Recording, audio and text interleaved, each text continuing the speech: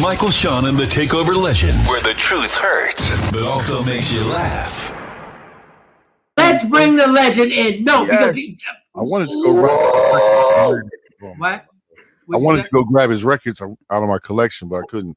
Maybe because that's why it took me long to come back. We can't even play. We got a little bit, maybe a little bit, just a couple seconds, just a little couple seconds. Give it to him. Let me see those hands again. Hey, I got to stop right there before we get flagged. Y'all before Facebook shut us down, YouTube shut us down. Ooh, just a little bit. You felt that energy though. You felt. Oh man, ladies and gentlemen, iconic. Oh my God. And this person who created what we can't play the whole song simply because Facebook and all that stuff. YouTube, please, people, understand what we're about to do. DJ Kool is in the building. Yes, sir. For some reason, my image is frozen. I don't know what's going on. Hold on for a second. All right. Let me see what the deal is. Oh God. Yeah, you're not frozen for us though. We see you. No, we can see you. But go ahead. Take your time. We got time because I got to get this thing adjusted here. Say DMV, stand up. I see you, Taj. Yes, sir. You tell us when you're ready. When you're ready. I'm just I'm trying to pair this Bluetooth speaker. So I can hear you. Instead of hearing you through the phone, I want to hear you through the speaker, if possible. If not, I'll just go ahead and, you know what I mean?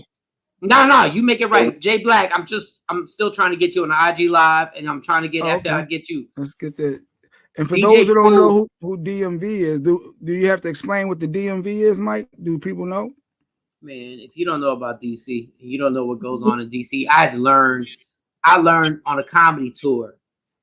When I went to my first go-go party, I had no idea. I was straight a New York kid who happened to be doing a comedy show in DC at a place called the Republic Gardens. Oh, the Republic. Yes, Republic. Back in the day. Yes.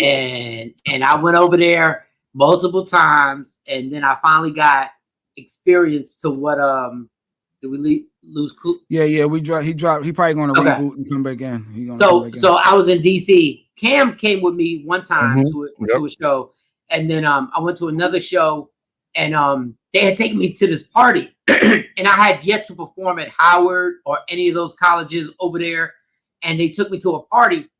And when I went in there, it was Ram, but I'm from New York, so I'm thinking, okay, where's the DJ? Kool, can you hear me? DJ, yeah, I can hear you.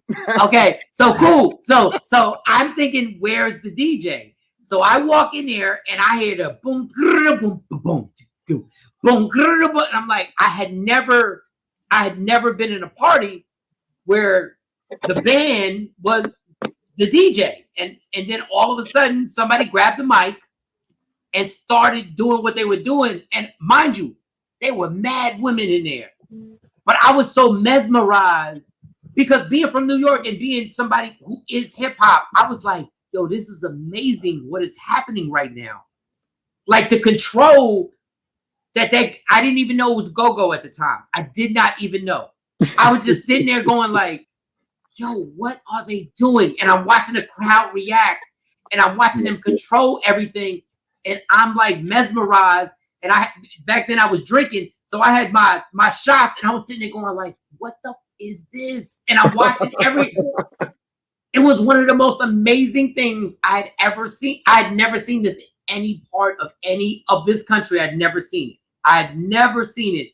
And I was just like, I don't know what's going on. Mind you, I'm young. I'm probably like 24. Okay. And I'm like, what is this? And I couldn't stop. And then I realized, like, when I got caught up in it, and there was no sex that happened. So I don't want anybody to think there was a girl, a woman, who grabbed me and said, just come on. And she took my little light-skinned ass and said, just come on. And I spent the next 2.5 hours just rocking, and they would chants that were going back and forth, and they would chants that they were saying back and forth, and I was like, and I was sitting there, she's like, say this, and I was like, oh, and then once I got into it, I said, this is but then when I left DC, I was like, does anybody else know about this? And then you, yes, like what you said, you got the hand. And then all of a sudden, when people started realizing what this was, so when you left DC, so you're a legend, DJ Kool, you're a legend. Everybody knows there's nothing, when you walk around your area, when you leave that area and you went to the rest of the country, how hard was it to get people to understand what you were representing? I mean, well, go-go has one element in it that kind of goes all the way across the board, and that's the element of call and response. Yes. I mean, that comes from gospel music. Yep. If you think about it. Matter of fact, let's try one right now. God is good. All the time. And all the time. God is good. That's call and response. You see the two heathens. You see the two heathens I work with. But go ahead. They know. I promise you, they know. How you not gonna be black and know that? You know what I'm saying? They know. Facts. Yes. So that is one of the elements of go-go music that kind of goes all the way across the board. The element of call and response, number one. And then number two, you talking about, all right, you came into a spot and you listening to and watching a bunch of live musicians.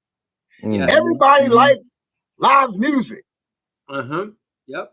You know, a DJ, you could take him or leave him. You know, depending on the skill set. Yeah. Everybody likes live music. Yeah. And then, at least for us as black folks anyway, when you hear them drums. The drums were amazing.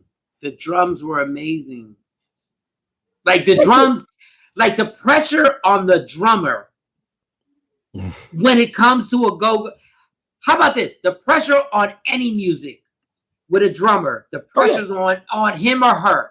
But in go-go, like that ends the show. Like if he fails, the whole thing fails.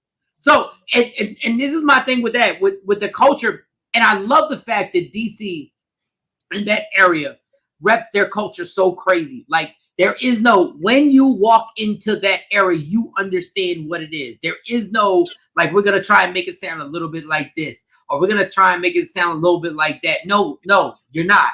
This is how it is. It's going to be as hardcore as it's ever been. So you come to Philly. So I was born in the Bronx, raised in South Jersey, and I worked on Philly radio for like 7 years. You come to Philly and go to Bahama Bay. Bahama Bay. Okay. I'm outside the club that night. Okay. On everything I love. Cosmic Kev, Dougie Fresh is there. I'm outside the club because the dudes that, I don't even want to talk about these whack ass dudes that I was with that happen to be. So I know what's going on in there and everybody's walking out. First of all, when you did that, let me clear my throat. Did you know Dougie Fresh? Did you have a setup with Dougie Fresh? Was it a routine or did it just happen? Well, first of all, Dougie was not in the original recording that was done at Bahama Bay. Oh, okay. That's what I thought. Don't worry about it. Don't even worry about it. The way that came about, I'm going to try to tell you the most abbreviated version of it. Well, as a matter of fact, let's just talk about the night at Bahama Bay. The original, okay. Yes, which is the original recording, or rather, which is where the original recording comes from. Right. The way that even came about is my manager is from Philly, Walt Reeder Jr. Shout out, Walt Reeder. Yes, what up, Walt? The absolute best. All right. He booked me for a show in Philly that night because of the record that I had, 20-minute workout, which is a go-go record, which was now that you mentioned Dougie Fresh, which is based off of a beat from a track from a Dougie Fresh record, I'm Getting Ready, right? Which was produced by DC's own Rare Essence. We're going to get into that part in a minute. So I was booked to do the show, and we just happened to perform Let Me Clear My Throat.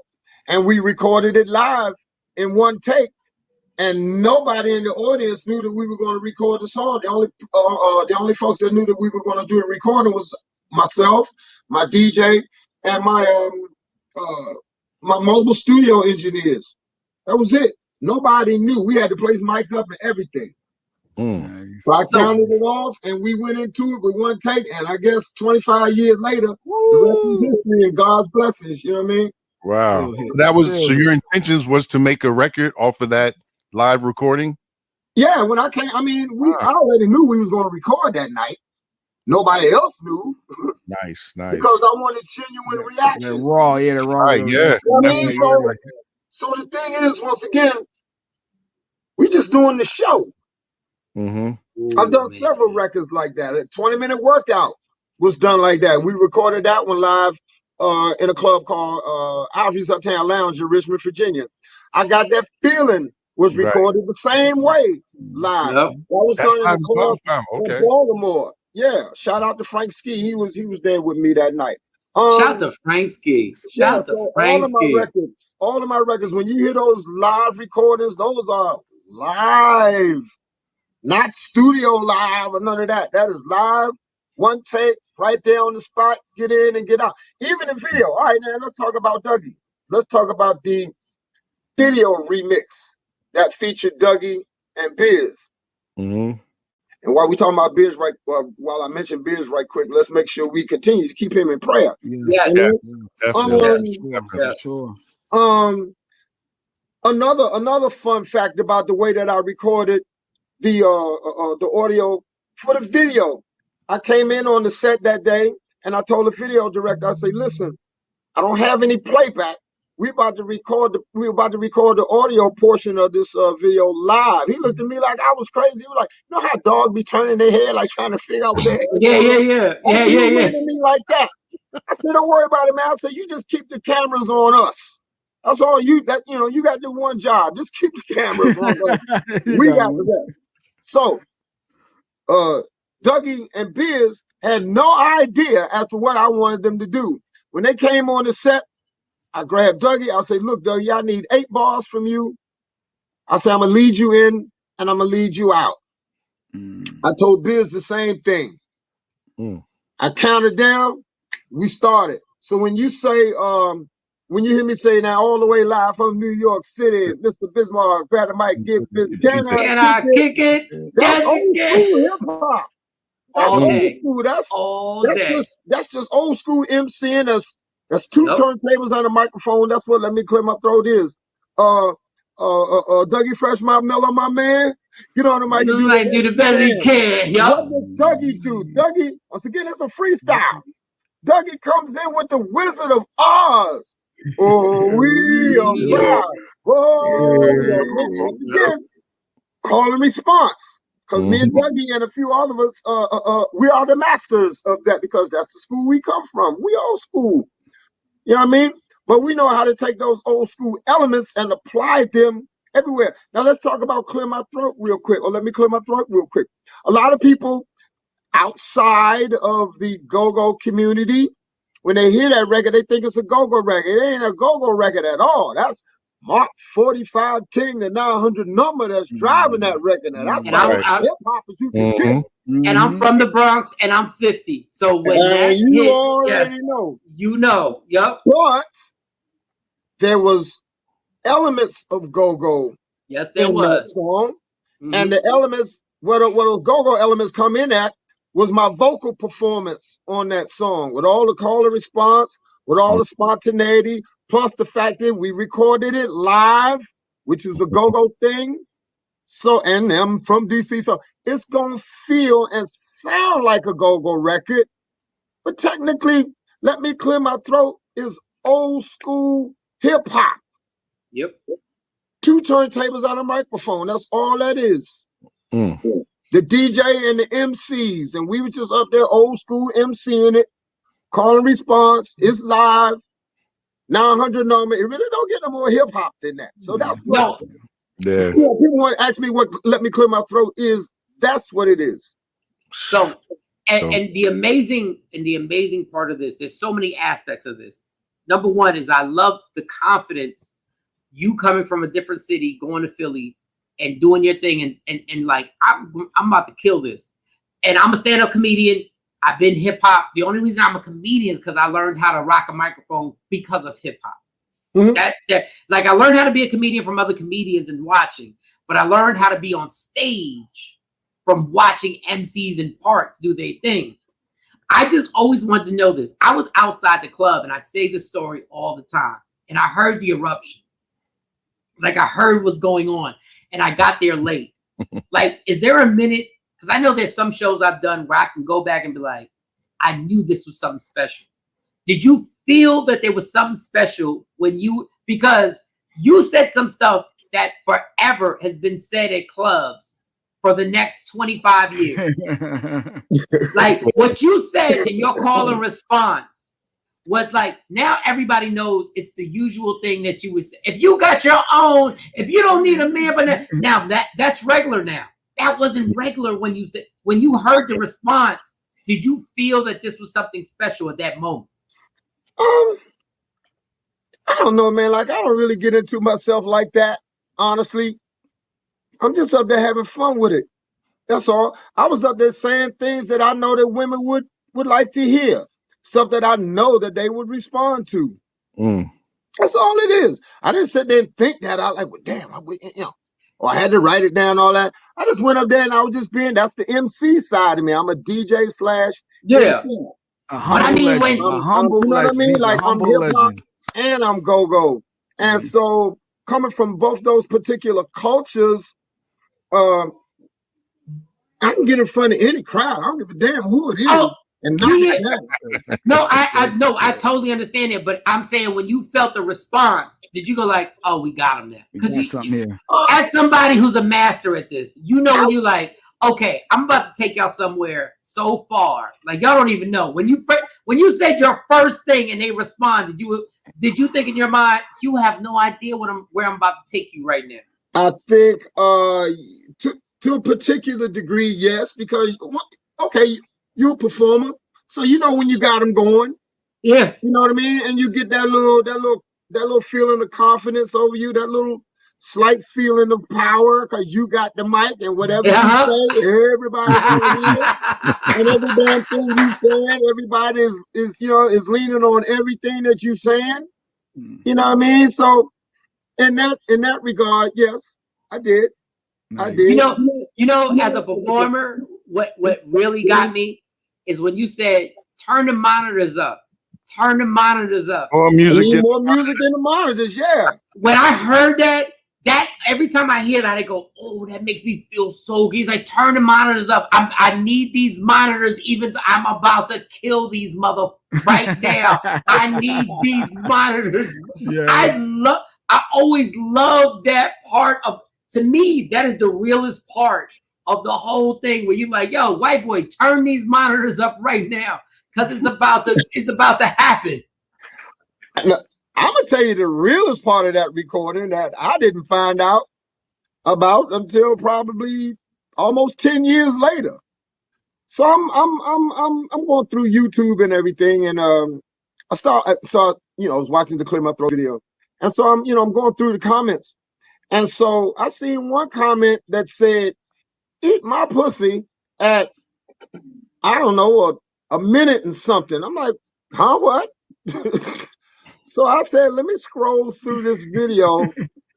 And so right when I say freeze, and I'm getting into the little routine about the ladies and whatnot. Yeah. Right after I said freeze, some lady, I don't know who she is to this day, because I didn't hear it that night. Some lady said, "Eat my pussy." I said, what?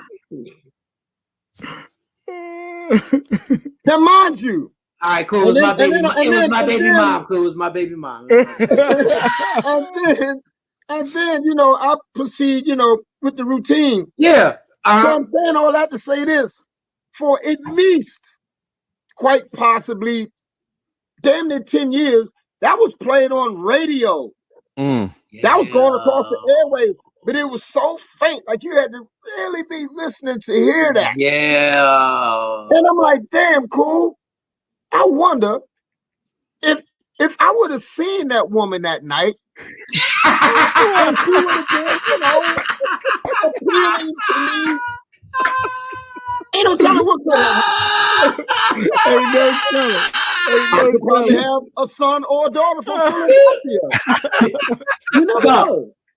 Yo, Kool. It don't matter how old we get. We also like, you know what? If I would have met this chick, there's a good chance. Like I might have missed out. No, but the crazy thing about that is that how legendary it is. And I gotta just dig in the pockets because go hip hop. They're in this music business. People don't get the money they're supposed to make. Like they don't get the money they're supposed to make. Like if the Rolling Stones would have did exactly what you did that night and recorded it, they would have been 25 million deep forever. I'm not talking about one shot. It would have been forever. Oh yeah. If the Police or the Beatles or anybody would have done that, that would have been $15 million a year every year. Once every year would have happened. Did you make the money that you thought you should have made on that? And if you don't want to answer, I get it.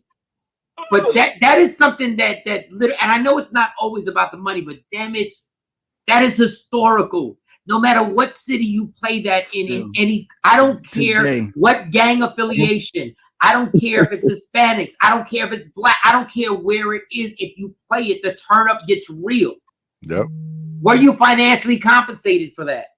Overall, I would say yes. I mean, oh, good. I mean, it's like going back to, who I was talking about a moment ago, my management, Big Block, Walt Jr. He makes sure that, that our business is straight. Shout out to my lawyer, Bernie Resnick. You know what I mean? Got them Jew boys with me. You know what I'm saying? Make sure that business is straight. Yeah. The only thing is, as far as the promotion and marketing side of things, that was not taken care of properly. That record started out on an independent label that was out of Baltimore, Maryland. I'm from DC, but that was out of Baltimore, Maryland at the time. Shout out to Steve Janis. Right. It was a label called CLR Records, a little small indie label. So I'm saying all that to say they really didn't have a video, money for video budget and anything as far as promotion and marketing is concerned. So we were not able to maximize on that part. You know what I mean? It later got picked up by American Records, Rick Rubin. I will give him a shout out, but I ain't never met the man. That's another story. Shortly after the record blew up, just up out of the damn blue, they lose their distribution deal with Warner. So thank God, to God Almighty and the DJs that kept that record going. You know what I mean? Right. Yeah. So in that regard, no, I did not maximize on this song. But here we are right now, talking about this record. This year happens to be the 25-year anniversary of Let Me Clear My Throat. Yes, and I've been around the world, I don't know how many times. I've been to just about every country and every continent for the most part that you can go to because of this record. We've gotten a lot of business with the NFL, the NBA, Major League Baseball, the NHL, all college sports, movies, television commercials, TV shows, everything. And so my publishing and my sound exchange checks every 6 months and every 3 months, they're good. God's good. Clap it over there. Clap it over there. God's good. There you go. Nice. You know what I'm saying? So like for an example, through this whole pandemic, and that's another whole conversation for another whole show, but I will say this. I have not necessarily needed or wanted for anything. Matter of fact, let's just erase that necessary. Let's erase that word out. I have not needed or wanted for anything during the whole time of this pandemic. And I've only had one. Matter of fact, this past Saturday was the first show that I had in a year. Wow. Wow. There it is. Yeah. But I have not had one moment to where as I was saying, damn, man, I wonder where I'm going to get this money from to take care of this. Well, God been holding me up. So between God and Walt Jr. and Bernie, good. God. That publishing is important. The loyalty to Walt Reed Jr. too over all those years. That's hot. I like that. He is family. He is family. He is, you know what I'm saying? He is family. Yes. And the amazing thing is to finally hear artists with a good story. To finally hear somebody who's like, listen, I've been good with speaking to the legendary DJ Kool. There's so much I want to ask you because you represent so much, especially in that DC area, and the weight. Like when you go to DC, your name is always on the tip of everybody's tongue. Where's DJ Kool? When you have that responsibility of being that name, does it get kind of weighing because everybody wants to know your opinion on everything that comes out that city? I mean, no. You gotta understand something. Right now, you're talking to probably, and I know this doesn't have anything to do with ego, but I'm throwing this in there. Go ahead, yeah. You're talking to quite possibly the most humble artist you're gonna ever meet, or music industry person, or what have you, that you're gonna ever meet in your life. I'm one of them. Right. Anytime you see me, I'm gonna treat you like I've been knowing you 30 years. I mean, because of this fact right here. I tell people all the time, you could be Mr. All That today and be Mr. Who That tomorrow. I mean, so you need to be thankful for the privilege. You need to humble yourself. You know what I mean? And some of these cats, for real, they really need to get over themselves. Because they doing too much. They doing too much. So I'm just me. I'm just a cat from Southeast DC. You know what I mean? And that's it. That just happened to be able to make a living using my passion, using my gift. That's it. Now, anything else you want to put on top of it, that's on you.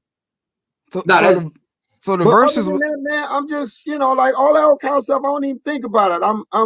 I'm just moving around. As the 5% say, I'm just God body with it. You know what I mean? I keep God first because that's most important. That's the do all and end all of everything. And just understand that all throughout this interview that we doing, I'm gonna always touch on some part of something spiritual, because that's how I move. Nice. I'm gonna always put a little bit of that in there. I'm gonna always sprinkle a little bit of spirituality in there. I ain't gonna preach to you. I might get a little Farrakhan a little bit. You know what I mean? But you're gonna know that you're gonna know who I thank for all my blessings. Every morning I get up. Every morning. So Jay, ask him the question, because I have a question. I want to keep it on DC, but go ahead, ask your question. Yeah, I was just wondering about the verses, because the Redman and Method Man verses literally just happened and it was fire. And I was shocked when you came out. How did that come about? How did you get that call? Like, what happened there? Red and Meth, those are my nephews. I'm their Uncle Kool, as they like to call me. I've been running with Redman since 2001. We had a gold record in 2001 called "Let's Get Dirty." Yep. I wish we could play it, but we can't because Facebook and YouTube. You bastard! That's why we can't play it. That's not even Facebook. You know what? We're gonna get on that one in a minute. But anyway, they family, man. That's my family right there. Nice. That's all I can tell you. I got the call at the last minute. And I guess they already knew, you know what I mean, for quite some time. But I guess they were trying to make sure they had everything all together. I wasn't even allowed to make an announcement to let people know that I was going to be performing, because I was supposed to be this surprise thing or whatever.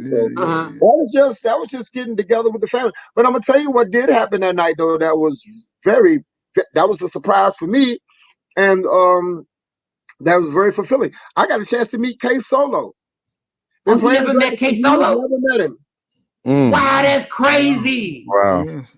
But the amazing thing about that part was when we first, when we all got there, Doc came, what up, Uncle Kool, so K-Solo was with Doc.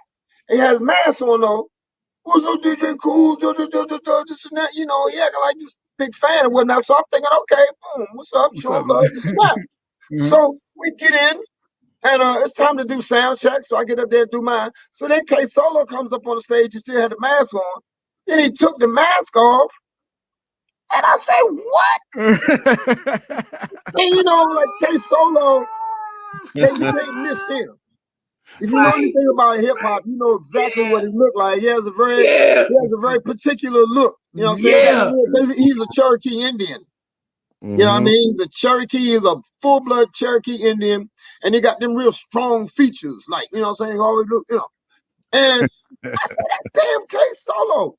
And so I come up to him after he finished. I say, bro, I said, I just want to humbly apologize. I said, when you came up to me and was speaking to me the way that you were, talking to me like you knew me, well, maybe you did know me. You know what I mean? I thought that I didn't know you. And we sat down. And we talked and we chopped it up, and I found out that he was a prize fighter at one time that was about to go pro. Yes, I'm a big boxing fan. Yes, I'm sorry. I know I'm a huge boxing fan. Yes, K-Solo was on the verge to go. And we talked about that, because he was around. That was around Mike. He was talking about how close him and Mike Tyson were, and this and that. And my cousin that run with me, like he was in the fight game too at one point. So I let them talk, and they were talking about, this one and that one from this gym and that gym and Golden Gloves and all that. Yep. Yeah, but then I didn't know K-Solo's backstory with Doc. I didn't know that part. I didn't know that he brought Doc in the game, and Doc was DJing for K-Solo. Yep. We chopped it all the way up like that day, like. That he was amazing to me, like K-Solo is family. So now I see why he was acting like that towards me, because of the way that Redman acts like that towards me. I mean, I'm 10 years older or more than all of them.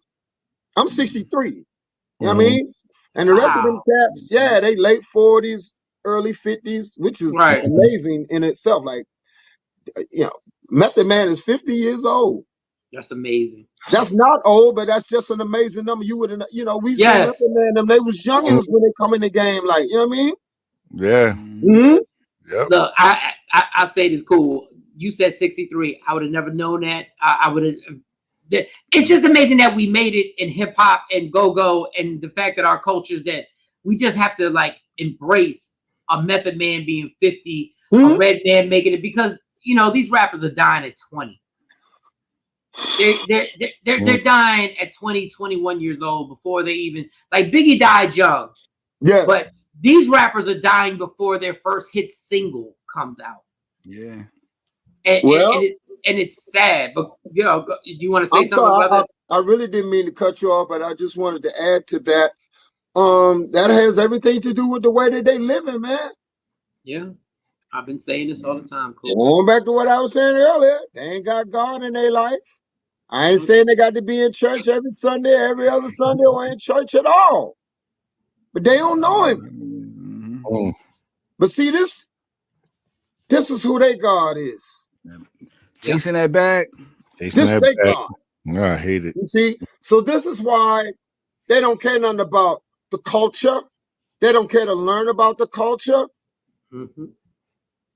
That's why they can get up there and think that, going and think that that's all right, and think that that's a part of hip hop, which it is not. Thank you. I'm not hating on you, but I'm telling you the truth because I can. I'm part of this. You know what I mean? Absolutely part of this, and so yeah. And Kool, I just want to, and I'm glad you're saying this. And I don't know. I've been saying this for years. I've been on radio for over 20 years, from Hot 97 to being in Dallas K104 to doing what we're doing right now. I've been saying this for years. We're the only musical culture on the radio that we're always led by 20-year-olds. So when the 30-year-olds become 30, we're moved out. Like if the Rolling Stones released an album right now, the entire country would be on alert. The Rolling Stones are releasing an album, and those Rolling Stones could tell anybody, watch out for this pitfall. Watch out for that pitfall. Watch out for this. In hip hop, it's you turn 29. So if Big Daddy Kane were to release an album right now, no urban radio station would play it. No urban radio station would play an LL Cool J album, a Rakim album, and these are we don't get to evolve. So guys like you who can say, young man, come here for a second. Let me talk to you for a second. Let me tell you what you got to watch right now. Let me tell you what they're trying to do to you right now. This is what they're trying to do to you. We don't get that because we've been manipulated to, all right, you're there. You're old, G. You're old. I got to get this bag. I got to get this bag. But on the flip side, the Rolling Stones will tell you, you're going to get this bag, but let me tell you what comes with it. And let me tell you what you got to sacrifice for it and what they're going to make you do for it. And you don't have to do it because you can live a good life if you just listen real quick. If you just listen to these gentlemen, these grown-ass men, whoever it is, DJ Kool, LL, Rakim, even a Russell Simmons that says, I can tell you from the offices what they're going to do. It just frustrates me to no end because it's almost like I feel like I don't even know how to get that point across because guys like you with way more clout than I will ever have in this game get shunned off and they won't let us communicate with these young guys. They won't, and young women. Let me just not say young men, young women also who are getting used by these record labels strictly for their sexuality and being like, yo, let's do the Grammys and you lay on her and you grind against her and this is going to be great. And they have nobody to grab them and go like, don't do it. And I'm sorry I got on my soapbox, Kool, but well, I mean, we on the air, man. You need to get on that soapbox and stay on there for a while because a lot of people need to hear that. This is your opportunity to let it out, so you doing what you're supposed to do. Yep. And I just try, and first of all, we're speaking to the legendary DJ Kool. Listen, from 1971, I was born in the Bronx, New York. The first hip hop song I heard, I was like 7 or 8 years old. I've heard 7 million ways a rapper can tell you how to kill somebody.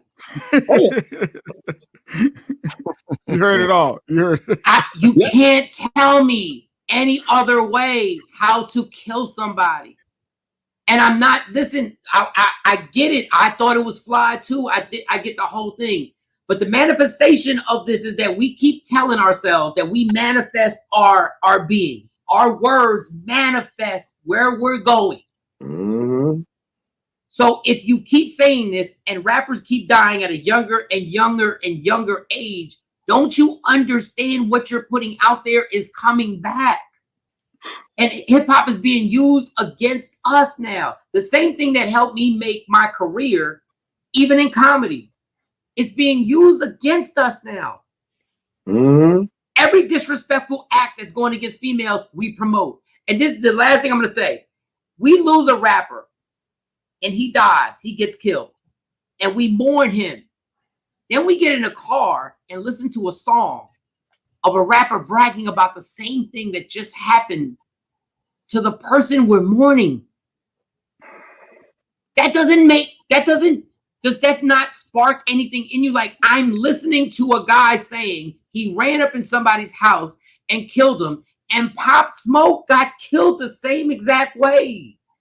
It sells.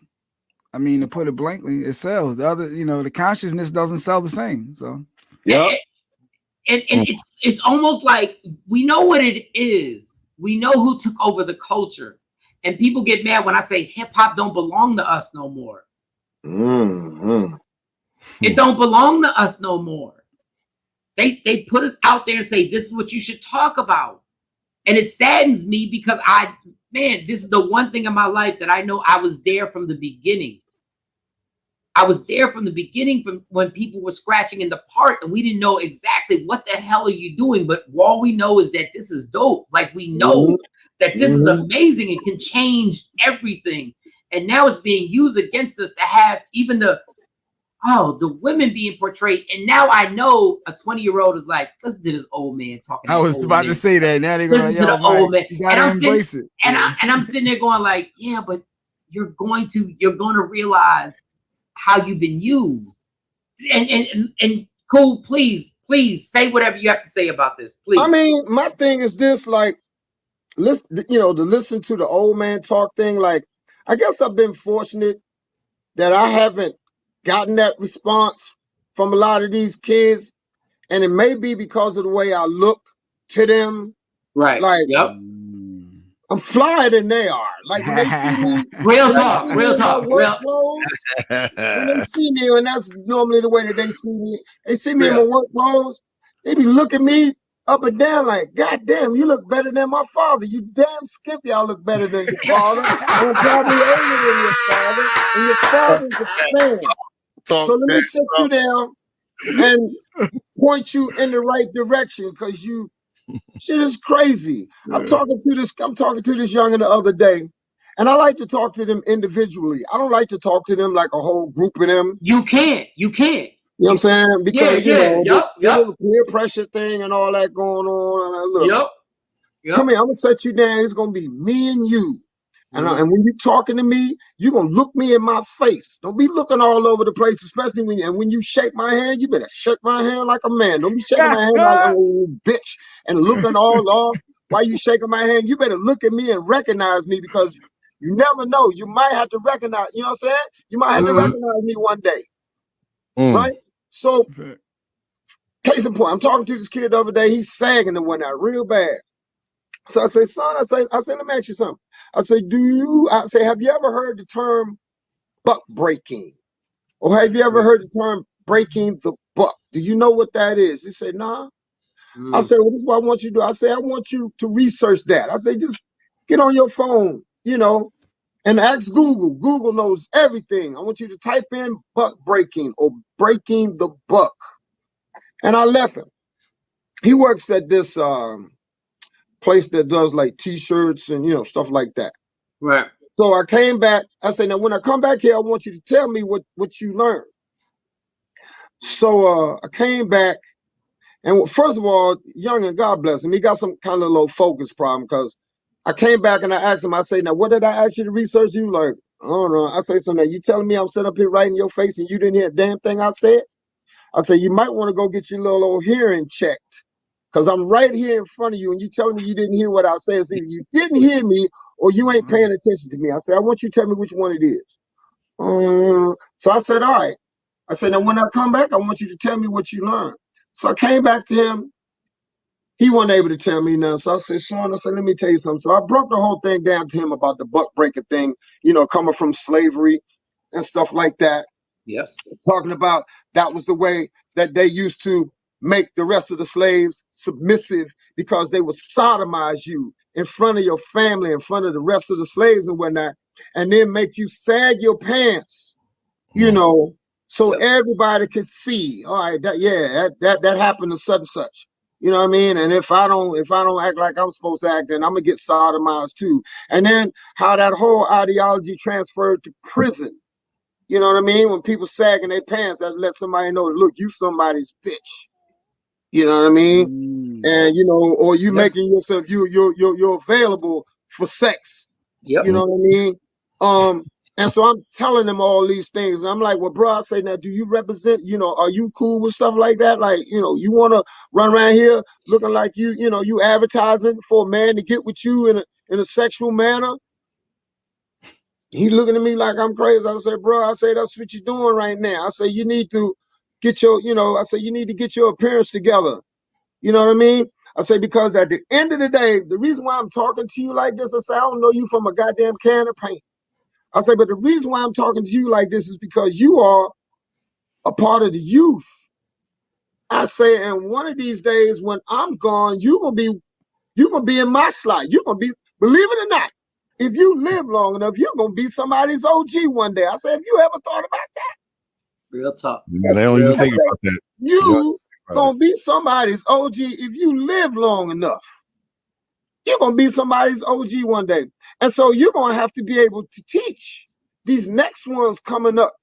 especially us being black folks, because of everything that we got going on against us and the stuff that we've had going on against us since a lot of our ancestors, not all, but a lot of our ancestors were brought over here in the Atlantic slave trade. I said, boy, you better tighten up, because it's going to be your turn to teach and lead one day. And so I'm trying to prepare you for that moment. I say, think about all the stuff that's going on around you right now. I say, I'm sitting up here looking at you. I got a damn mask on my face. I say, have you ever thought that we'd be running around here faces? Have you ever thought that you would hear conversations on the news talking about trying to make vaccines mandatory, and and these companies pushing vaccines like they got a brand new record coming out or something? I said, do you understand what's really going on around here? And they don't. I say, do you know who Bill Gates is? I say, do you know who the 15 power families are that really run this world? Do you know who they are and what their agendas are? The entire world. Yep. I say, you need to wake up. I say, because it's going down for real out here right now. And He's looking at me like I'm from Mars. You know what I'm saying? Yeah. But I know at that point I had his attention. Of course. And I didn't talk, I didn't talk to him like I was looking down at him or nothing like that. I'm right in front of him. And just like I say, he was by himself. So, I was striking some nerves. You know what I mean? And then I guess the sound of my voice and the energy that I'm projecting at him at the same time, he had to start straightening this stuff up. Like, well, damn, I need to get myself together. Pull my pants up right quick. Yeah. I say, but I'm trying to get you to a point to whereas when you step in a room, everybody starts adjusting themselves. Yes. Trying to make sure that they're speaking halfway decent English or something. You know what I mean? Because now you commanding respect without even saying anything. You know what I mean? Because of the energy that you're bringing in there. And they know that they ain't looking at no clown. You know what I mean? When they look at you. And I think that's what we got to give. That's one of the things we got to give these youngins. The other thing that we had to give these kids is some love. A lot of them ain't never had no love. That's why they out here acting the way that they acting. They never had no love. And nobody never told them, gave them a hug or anything. Nobody never say, well, that, good job for whatever they was trying to, good job. As far as a good job is concerned, nobody never gave them their props or whatever. So you grow up with all this anxiety and whatnot. You know what I'm saying? So what kind of product you think you're going to put out there in the street when you got somebody with that type of mentality all the time? They'll do anything. Yes. Gotta show these youngins some love. Pull them to the side. Yo, man, what's up? You good? What you want to be? This and that. What you want to do with your life? You're gonna have to start trying to figure that out right now, because right now you 16, but you're gonna wake up tomorrow, you're gonna be 35. Damn. And Kool, you said, I'm just like, nothing happens by coincidence. Like God has a plan, whatever your higher power is. I don't want to scare people off. If God ain't your, if that ain't your, then I'm no disrespect. But this happens for a reason, because I had to talk to a bunch of kids for a judge, and he wanted me to go talk to them because I've had my paperwork. I've been on probation twice. I've been through the system. And the first thing you said, show these younger people love. The first thing I said was, I know y'all think y'all know what I'm gonna say. The first thing I want to tell y'all is I appreciate y'all going through something harder than we ever went through when we were 17. And I want to give y'all, first of all, I want to spend this first 20 minutes on giving y'all credit for everything y'all going through and having to be 17 right now and 16 right now. So when you said that love part, it actually hit me, was like, that's exactly, we got to give these young people credit for getting through what they're getting through, because we got to take responsibility for the situations that we put them in. We got to take responsibility. Man, DJ Kool, legendary DJ Kool. I would love to have you back. Is there something? Is there a project that you? I don't even. Is there a project you want to talk about? I just want to just hear you talk and have you come back, dog. Like I honestly do, because I just want everybody. I want everybody. Well, you're older than me, but I want all these voices to be heard, so these younger 20, 17, 18, 19-year-olds can have these figures in their lives that they respect. Because when, like you said, when you take somebody out that group and you put them right in front of your face, all of a sudden the attention is paid. And I would love to have more people like you, just so that these young people can pay attention. So if there's anything you want to talk about, anything you want to promote, you probably don't. But if you do, like tell me what it is. Are you on the radio in DC? Are you still on the radio out there? Well, I was never necessarily on radio, at least not terrestrial radio. I've had, brief moments where they asked me to come in and do mix shows and this and that, but I was never a terrestrial radio cat because I've never liked the politics of it. Yeah. How about it? You know what I mean? I come from a club DJ background. So with that being said, I'm used to being able to play what the hell I want to play. Yeah. And I know hit records because I break hit records. Nice. You know what I'm saying? Nice. You can't tell me nothing about what's hot because you ain't out there in them streets. You ain't out there in them clubs. Mm-hmm. I'm in front of thousands of people a night. And I know exactly what they banging to and what they ain't banging to. Yo, so ain't no what the hell you can sit up here and tell me, well, because of research. Damn it, it don't get no more. You don't get no more research than being right there in front of the damn people. Now, how much more research you need than that? Hey, yo, Kool. Hey, yo, Kool. Hold on, I gotta say this because radio politics is amazing. I sat in a room with a program director and assistant program director who told me to my face, as I told him, well, Jay-Z's good in the clubs. They told me Jay-Z is a good club song. Jay-Z's not a good radio artist that we can play. This was 1990, I think it was 98. It was before 2000. And I remember sitting there going like, what are you talking about? The whole city's on fire right now. This is when he had just started State Property and Beanie Siegel and Freeway and Petey Craig. And I was like, no, and they were like, no. He's just that just works in the club. Continue, Kool. I just wanted to co-sign that. I just want to co-sign the politics and the nonsense that goes on in the radio. That's all I wanted to do. Continue. Hell, man. I'm like, but what I am doing is a weekly broadcast on a platform called Go-Go Radio Live. And I come on every Monday from 8 to 10 p.m. And I play numbered 80s and 90s go-go. Nice. I play a lot of PA stuff, PA tape stuff that was never recorded, but stuff that my audience knows because for the most part, they were there that night at Cherry's when Class Band was there in 1982, or they was there at the Black Hole one night when when Backyard was there in 1996. You know what I mean? They was at the Washington Coliseum one night in 1980 when Red Essence was there, and I'm playing something from that. So that's the type of stuff I'm playing. I call my program Monday Night Live. And the whole premise of Monday Night Live is I tell people that every month I'm broadcasting live from one of the clubs that I actually used to play at back in the day. I played at God knows how many clubs from 1979 to 1996. I had DC, Maryland, and Virginia covered. There's one point I was playing 7 nights a week between different clubs. On Monday, you can come see me at this spot. Tuesday, I'm here. Wednesday, I'm here. You know what I'm saying? And so on and so forth. And so it's been incredible. We are now about to transfer this whole thing to Go-Go TV.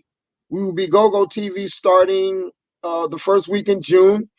And right now we could be seen on all of your smart TV Go-Go your smart TV apps, Roku, and all of those, Apple TV, this and that. You know what I mean? Yep. And you can also hear us, on the podcast channels like Spotify, iHeart Radio, and some others. So I've been doing that since last May. The 10th of next month will be my 1 year anniversary with Go-Go Radio, but it will be the 11th year anniversary for Go-Go Radio, which is once again about to turn into Go-Go TV, and I'm about to be made the face of Go-Go TV. Nice. That's an amazing thing. Cool. DJ Kool, thank y'all. So thank you for taking time out to be a part of this. Real quick. I got a couple questions. Oh, before he asks his question, Kool, let me just tell you what this mother does all the time. At the end of every interview, no matter who we interview, at the end of every interview, when we're about to wrap up, this bastard waits till the end, right? When he knows we got to wrap up, he does it with everybody. And no matter who we interview, he does the same thing. Real quick. Now, this mother has the clock in front of him. He had this question 20 minutes ago. I don't know why. Now, hey, look, you cutting all into his time right now. I'm doing it. Exactly. Cool. I'm doing it on purpose because he does this on purpose. Oh, he's my brother. I'll die for these two individuals. I will die for. But he's an irritating mother. But go ahead. I'm just trying to get That's why you love him. That's why you love him right there. I love him. Go ahead. So similar to verses, I like to try to get to know our guests a little bit. So I'm gonna throw two things out there. You just pick one or the other. So in the mindset of let me clear my throat. So when I think of that, I think of for DJ Kool, is it Halls or Ricola? Pick one. Halls or Ricola? Bam! There it is. So he has it right there. I can't believe the big mega pack. You gotta have it. I'm just mad that Jay Black actually did this whole thing and said Ricola, and he didn't even say pause afterwards. He said, "What do you put in your throat?" Okay, you go ahead. Go ahead. All right. Robot testing tonight. Hold on. Watch how you ask that question. Yes. DJ Kool, what do you put in your mouth? Hey, Kool, I'll die for him, but I gotta watch him. I gotta watch him. Go ahead. All right. So Robot testing and NyQuil. NyQuil. NyQuil kind of guy. All right. So with my hot tea, is the lemons or no lemons? Lemons. You gotta do lemons. All right. So since you're from DC, you can't pick DC. So Maryland or Virginia, you gotta pick one. Maryland. Okay, since we're playing games, DJ But Kool. see, it's crazy. Actually, scratch that question right there. I can't do that. You know what I'm saying? I am definitely from DC, right? But I got so many people in Maryland, so many people in Virginia, and as the youngins call it nowadays, DMV. So, give me a different question. Okay, how about this? How about TV shows? Snowfall or The Wire? The Wire. Classic. The Wire, Baltimore. Shout out to Big G. Yeah. 25 years later since Let Me Clear My Throat. Real hair or weaves? Real hair. You didn't say if you got your real hair. Ain't nothing like that. To go real old school with it, ain't nothing like the real thing, baby. You gotta end it on that. I'm not even gonna keep going. I gotta end it on that. Real quick, I have a new single. Coming out. We're going to start pushing on it next month called Cha Cha Cha. This is in the line dance genre right here. Okay. And so we should be shooting a video probably about mid-June. And be on the lookout for that. If y'all can maybe text me or email or something like that, I can send you Cha Cha Cha. I thought you about to say hit up Walt Raider Jr. We'll be in the video. We're gonna come down. Well, you could. Why not? You could. You're more than welcome. Hey, it's an invite. You heard that, Walt? Walt, I heard that, Walt. Yes, it's official. Yeah, Cha Cha Cha. Yes, sir. Stop playing, Walt. We'll be there. We'll be there. Trust me, we'll be. Know, right? We already know. Say they gonna do something. It's done. Exactly. All it is a stroll down 95. That's all it is. That's all it is. I done went down there to meet a few people at the harbor, but we ain't gonna talk about that story. But anyway, DJ Kool, for real, on everything. Thank you so much. This has been legendary. Thank you for having me. Whatever you need from us, please just reach out, and we're gonna reach out because I still haven't even talked about them white boys running in the Capitol. I didn't even get to get your view. I didn't even get to get that. I didn't even get to get that. So let's say that for part 2 because no one. Part 2. It seems like no one is ever able to get in everything they want to get in with me with these interviews. We always have to do a part 1, part 2, part 3, part 4. You have to do a whole documentary, like, you know what I mean? A whole series. So that's fine with me. I love talking to folks, man. Yeah. Legendary DJ Kool, part 2. White boys running in the Capitol. That's how we gonna start the whole thing. It's gonna start right there. And taking a shit in the Capitol. Yeah, the whole thing. We're going the whole way. We're going the whole way. We're starting right there. Ladies and gentlemen, we will have legendary DJ Kool, but we have to congratulate him for all the success. Go Radio is going to be Go TV. He will be the face of that. He also will have another song coming out that we're going to be in the video. Yeah, it's official. I just manifested it. DJ to play it. DJ Kool. DJ Kool. Thank you so much. So I need somebody's email or something. J Black. I get it over to Walt Reader. Yeah, I get it over to Walt Reader. Yep, we got it. Yes, sir. So I need to send you that immediately. Yes. Okay. We got it. I'm gonna take a black and mild break, and we're gonna come back.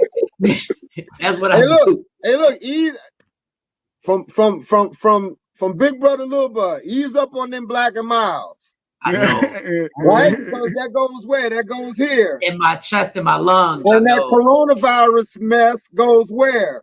In your chest and your lungs. Tell him, Kool. Tell him, Kool. Tell him one more time. Say it again. Just ease up on the black and miles, because they going here, and that crap that's going on out here, that's going here too. And you need this strong. You need this King Kong strong. You know what I mean? There you go. You're absolutely right. So you're absolutely right. Black and miles. Absolutely. That's all I'm gonna say. Me, I'm not a vaccine guy. I just want to throw that out there. And I think it's pitiful that they call themselves trying to make that a mandate, for people like myself that need to travel and all this kind of stuff.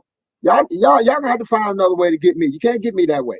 But that's just the music that I'm playing. You know what I mean? I can't put that on nobody else. Exactly. Natural health remedies, that's where I'm at. Me, Dougie, a bunch of us on the natural health kick. Been like that for years. Hey, Kool. Oh, real quick. We got Walt Reader's joint. How do we get, you know what, Jay? We need his direct email. Okay. Like we need a direct email, but we can't say it right now because I don't want your email to go crazy. I don't even know how we go about doing that. Can we put him in the waiting room and get it? Yeah. Yep. Is there a way we can? I thought I already had it. I mean, I can give you that page, so to speak. Okay. All right, cool. All right.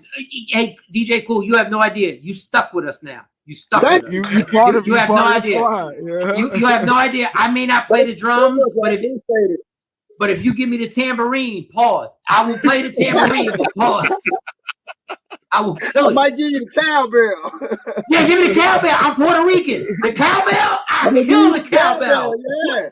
You keep that rhythm going, yes, sir. I'm in the building. I'm walking with a cowbell. I'm putting tape around the bottom of it. I'm going. I'm going.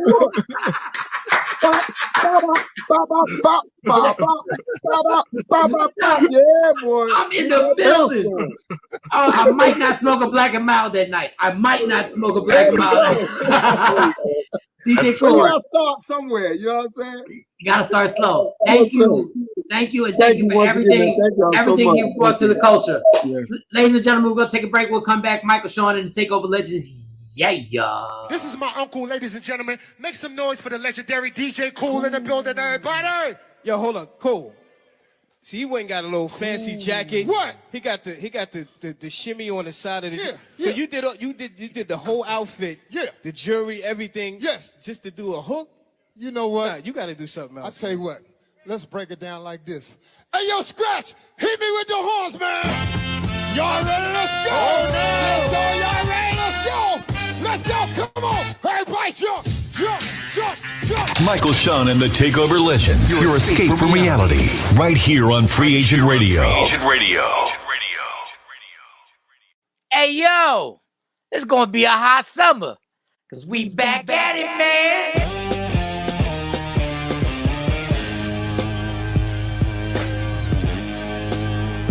it all goes down. June 17th, the Arlington Improv, hosted by me, Michael Shawn. Who the else you thought was gonna host it? It's my show, man, and starring Rudy Rush, CJ Starr, your TikTok celebrity, my girl Lustrous Barbie, and the comedian Q, who just got married. Congratulations, homie. Now get your tickets, 817-635-5555, or hit up improvtx.com / is that a backslash? I think it's a backslash.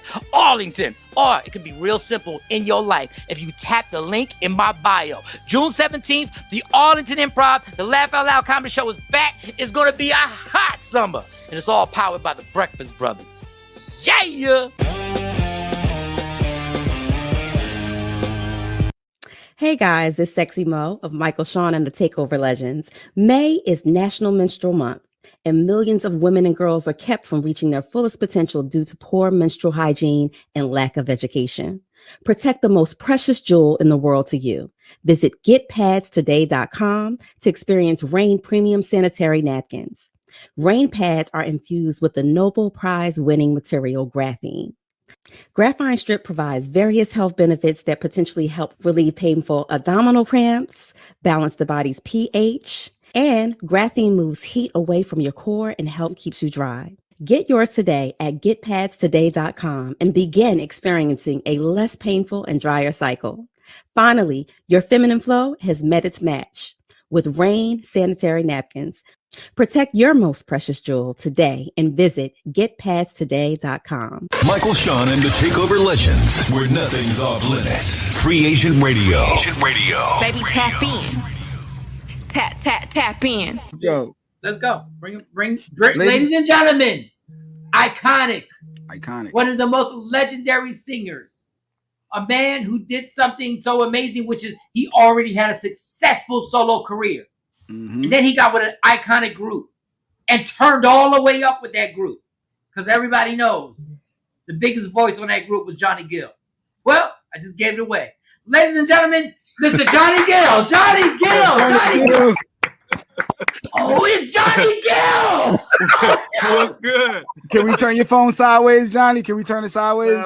Let's see how we can do this here. Let's see. So, okay. You know, I'm just, I'm talented when it comes to this stuff. No, but Jay Black, don't worry. There we go. Johnny Gill. Yo, wait a sec. We got Johnny Gill. Tell by the voice. Yeah, that's the official one. It's good to see you, but now I owe Jay Black 20 cents. You owe him 20?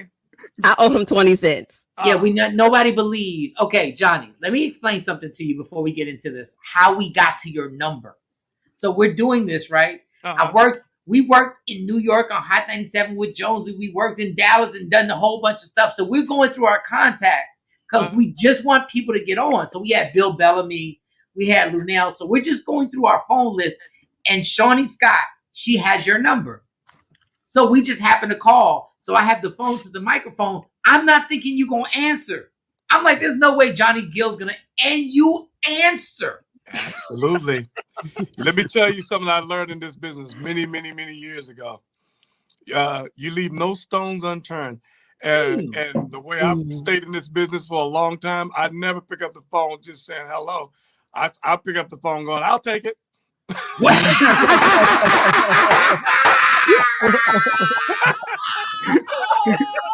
Nice. That's a good way to think.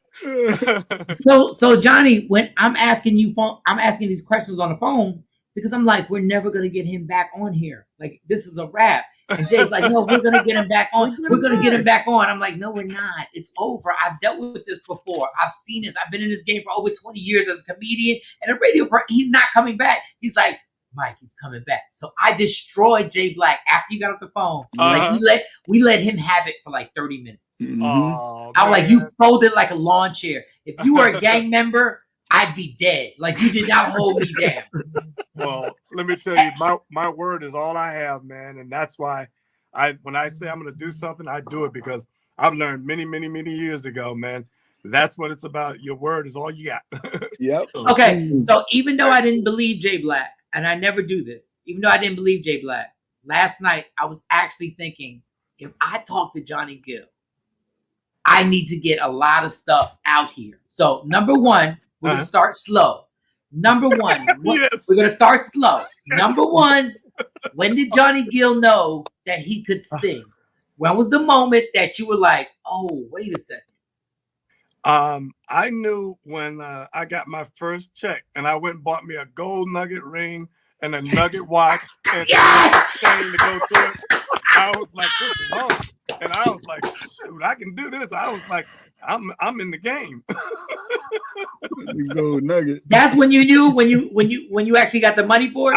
I got that first check. I was like, hey, for real? They paying me to really do this? Yeah, that's true. I didn't get the gold nugget. I was just happy that I had some money. When you first get on and you get a record deal, and then you do that song with Stacey Lattisaw. Mm-hmm. How old are you when you do that song? I think I might have been probably maybe 17 or 18, I think, because the very first record I did, I was 16 when the first album came out. And then I think we did did another album, which was, I was 17. Yeah, I think I was 18 when we did the duet album. Mm. Yeah, so you do. Yeah.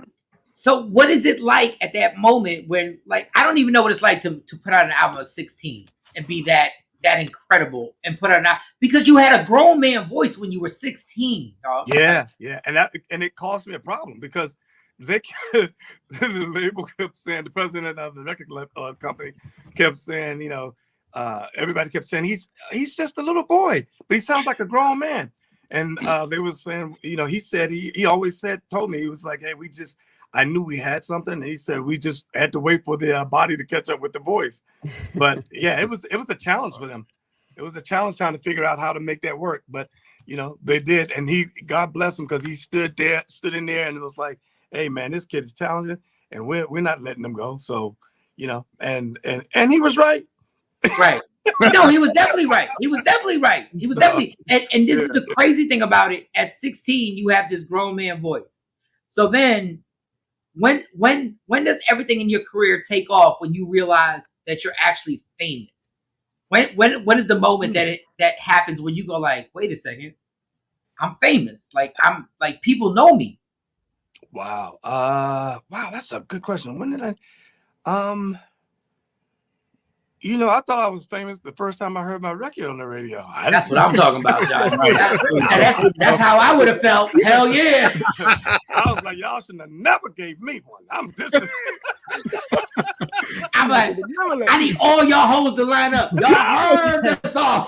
I was in the candies. I was like a little kid in the candy store. I want this one. Give me you. Give me you. Give me you. There we go. There we go. There we go. And man, there's so much stuff to ask you, because then this is where I want to go with it. You're 16. They don't know what to do because you sound like a grown ass man. So they can't sell you as a kid, because the voice is like, you're 16, but you got like mothers who are 40 vaginas getting moist at this point, because your voice, you're like, you're grown.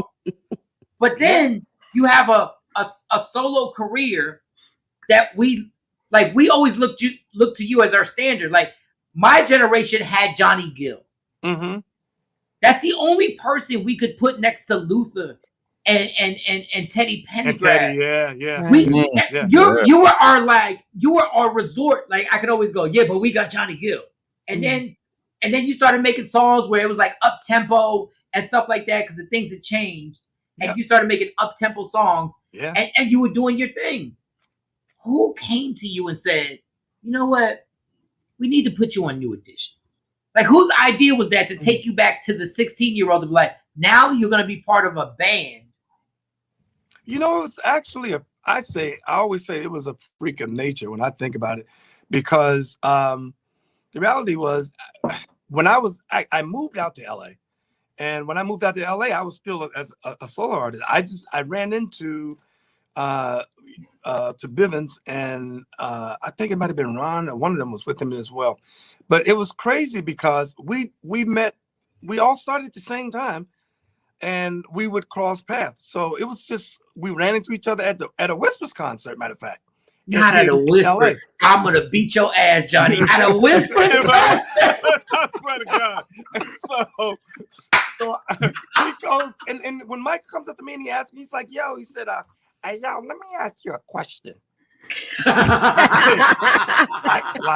like, do you think you got your just do? I mean, like as a singer, and I mean, like, cause you's a great vocalist. And I reached in my hand and I pulled out my pocket, and nothing but lint fell out. I said, nope. Oh, wow. And he asked me about coming to dinner with them, but they were actually in town because they was getting ready to do a show. But first, he asked me about actually doing lunch with them. And I was like, yeah, I'm around, I'm not doing anything. So I went, we did lunch, and I didn't think nothing else about it. And then they asked me if I would come to their show. They was playing guess what, the Ice Capades. Are you serious? Wait, whoa, you're serious? I'm dead serious. So I actually go to the Ice Capades to the show, and then they wanted to do dinner, asked about doing dinner the next day. And I'm going, what? Why are they asking about doing dinner? And then I started thinking, I'm like what are they up to? Like, are they trying to? And then I thought, nah, that definitely can't be. And sure enough, we went to dinner and we all talked, and then they were just saying that they wanted to go back to having a 5-member group because of the choreography and all that stuff. Mm-hmm. It looks more effective. So I didn't know at the time they was having some real serious internal issues at the time. I had no idea. Mm-hmm. And so I'm riding along with the, okay. And when they asked me that, I thought, I was sitting there and I'm thinking, hell no. My first thought was like, oh, hell no. What am I going to do with these? They dance and sing. I don't. So no, I just sing for real. Johnny, what's your Instagram? It's Real Johnny Gill. Real Johnny 22. Okay, because I want to see if I can get real. I can get you on my All right, if I can get you on my Instagram Live, because people are like fiending to see you on my Instagram Live right now, and I'm gonna see if I can invite you. Okay. Let me see if I can get that. Or Jay, can you? Okay, we'll see if we can make that happen. Okay, so you see them at the Ice Capades, and you're like, hell no, I'm not gonna do this spinning and dancing, and this was a running joke. This is how we got to Johnny Gill. This was a running joke when I said, Johnny is a singer. Like, I love New Edition. Uh-huh. But I never pictured Johnny going, Candy Girl, you're all mine. I was like, that's not Johnny Gill. I made several calls to ask some of my friends. I was like, man, what do you think? And my friends were saying, hey, listen, you got to look at it this way. Those guys are the hottest young boy band in the game. Right. And they were just saying that, that would be, even Gerald Busby at the time, God bless his soul, he told me, he said, this will then give you a better springboard to do your, your solo album and getting that exposure that you really would need. So you guys, you bring something to the table, both of y'all bring something to the table. So, and I kept sitting there thinking, but how is this going to work? Because I remember the day that they brought me over to meet Brooke, and they wanted me to just try and do a cross step. I remember Brooke looking, and he put his hand over his head, and he goes, "Oh, you are you kidding me? I'm not God. Yeah, this is a miracle." I couldn't even do a cross step, and I was like, a cross. When they even tried to show me the cross step, I was like, shoot. I could sit down and sing while y'all dance. Get a tall stool. Get on a tall stool. I was like, oh, hell no. So how, we saw the Lifetime movie, and it seemed like you and Ralph were actually cool. Is that true? In the beginning, I won't say we were cool. It was kind of like the new kid in school, and you're the new one, and you're trying to get the kind of feeling everybody out. Ralph and I was kind of, because I didn't know at that time. They had brought me in because Ralph was talking about going to do his own thing, solo, right? So a career, and I think what happened, they got concerned, and I think they were afraid that once he rocked, he wasn't going to probably come back if he was successful. Right. Ralph did not know that that's what they were doing. And that I didn't even when they even asked me about being a part of the group and making a decision to even do it, Ralph didn't know until he got to Minneapolis that we got a new member. Because they had started recording with Jimmy and Terry before did the show and I met them, they had already started recording a new album. So go ahead. I'm sorry. Excuse me. So Ralph was like, yo, what the hell is going on? Like when he got to Minneapolis and realized we got a new member. I had no idea, he didn't know. So things blew up in the conference room with Jimmy and Terry set us down, everybody down, and things got crazy. I mean, it was just yelling and screaming in there. And I'll never forget Jimmy and Terry looking at me and going, you know, this is Ralph's group. And, you know, of course, if the guys want you here, you know, you're going to be a part of that. But just want to give you a heads up that you probably won't be doing any singing on this album. And I said, okay. Wow. I said, all right. Johnny Gill not doing any singing. Wait. How does that happen? No, you know what, Johnny, and you, and let me tell you something. You are an amazing person, okay? Because at the end of the day, you could have really been like, we can do two things, Ralph. We can either grab this microphone and see who sings. We can grab this mic and see who sings better. Have a sing off. Let's have a sing off. Or we can fight. Either one. You're not gonna win. Either one, you're not winning this. But you know what really, and what happened after that was after the blow up, and he realized that I didn't even know what was going on. Right. We started when we would all go back to the hotel, man, it would just go and we would sit down and have drinks and just be sitting and talking. And we began to realize that we had a lot in common. And it was crazy how we just started bonding. And from that point on, man, it was just things just kind of got to a point where I would go in, sing some of the demos of the songs. And then I started realizing when they started having me to do that, that was like a big step to begin with. And then all of a sudden, you know, if you hear a lot of the stuff of the runs and stuff that was being done, I would do the scratch vocals on those, and then they would follow those. I know you was mad when you would do the scratch vocals, and then they would have to do them, and I know in your heart you was like, I know in your heart you was like, y'all are like, killing my heart right now. You know, I was kind of like, what kind of essence is this? I knew it.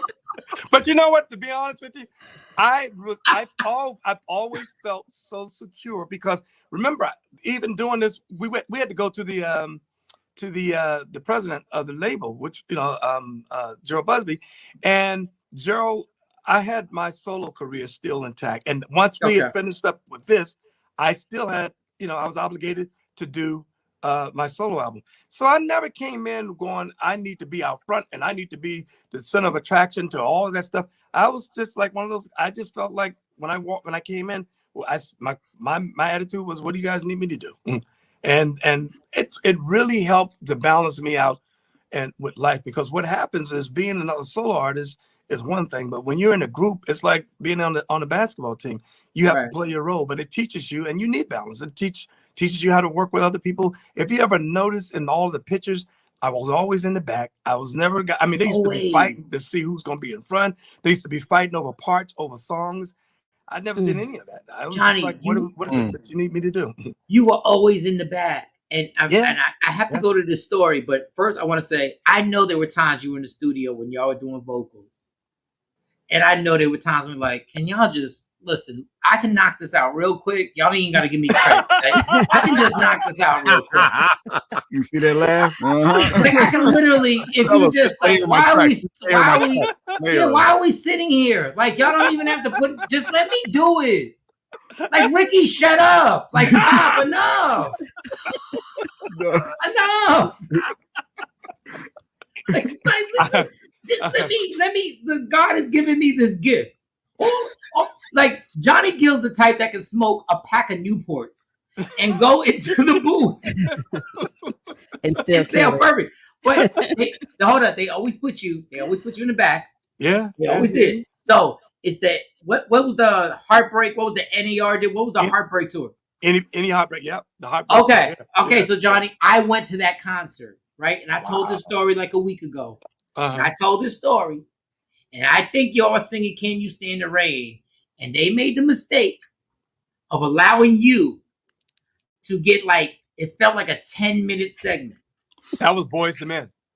Was that Boyz II Men? It was Boyz II Men. Yeah, yeah. Where they would go, okay, go. And you went. Yeah, yeah. And no, like, and you give me went. that one moment, that 1 minute, that minute, the door opened, an opportunity to go. Now introduce yourself. I was like, no problem, I got that. Let's go. And that was Boyz II Men. I always thought that was the New Edition concert. Yeah, it was Boyz. Well, no, it was the Heartbreak Tour, but it was the song Boyz II Men. The Boyz II Men song. Oh, Boyz II Men. Okay, gotcha. Yeah, the song. Yeah. And Johnny, no, don't take this the wrong way. No. You had me 2 seconds from screaming like a bitch. You almost had me. I said, I had my hand. I'm gonna tell you the truth. I put my right hand up. I did have my right hand up, right? And I said, what's crazy? Go ahead. And I used to hear everyone, because before that, that's a younger audience when you look at the New Edition audience. And it was crazy because all you started hearing was people and the fans going, have you heard that new guy? We can't hear you, Johnny. Can we hear you? Can y'all hear him? No, I think you covered your microphone. You covered your mic. There you go. I did. Can you hear me? Yeah, right there. Go ahead. And they used to say, yeah, the one that can sing. The one that can sing. Like, ouch. No, Johnny, that night, and it was because after that night, I was young when I watched it. I'm not that young. You were young too when you were doing it. You were young. So we're around the same age. I had never seen, I went on to see like Patti LaBelle in concert. I went on to see like, who else did I see that had that vocal situation? I had never, I'm a hip hop kid. Mm-hmm. I had never known what it's like to watch somebody vocally like control 20,000 people. Like I'd never seen that. Wow. And when I saw it, I was like, yo, this is crazy. Like all of a sudden I was like I knew Johnny Gill, but I said, wait a second, this is a whole nother level of like you are on the hierarchy of vocal talent. And it was crazy because like you said, there were a bunch of young kids in there that you had stiff. Everybody was like, he not dancing. He not spinning around. He not doing nothing but just, you was riffing on everything. Whoa, whoa, whoa, whoa, whoa, whoa, whoa, whoa, whoa, whoa, whoa. They gave me that. All right, my guy. They gave me that 1 second, and I was like, I'm taking this one. No, you took it more than that. Right. It was not 1 second. I swear they went and changed their clothes, and Bobby Brown smoked the blood. I don't know.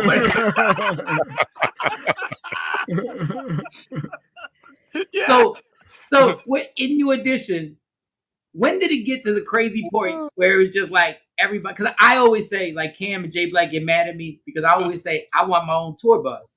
When like I don't think we should share a tour bus. Even Mo, I think Sexy Mo. I think I want a Michael Shawn tour bus.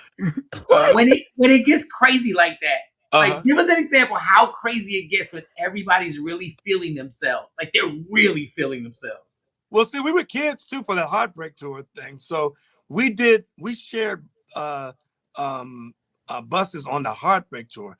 After that, forget about it. We moved to the next phase, and it was rock and roll. I'm telling you that following tour, I think it was the Home Again tour, I believe it was.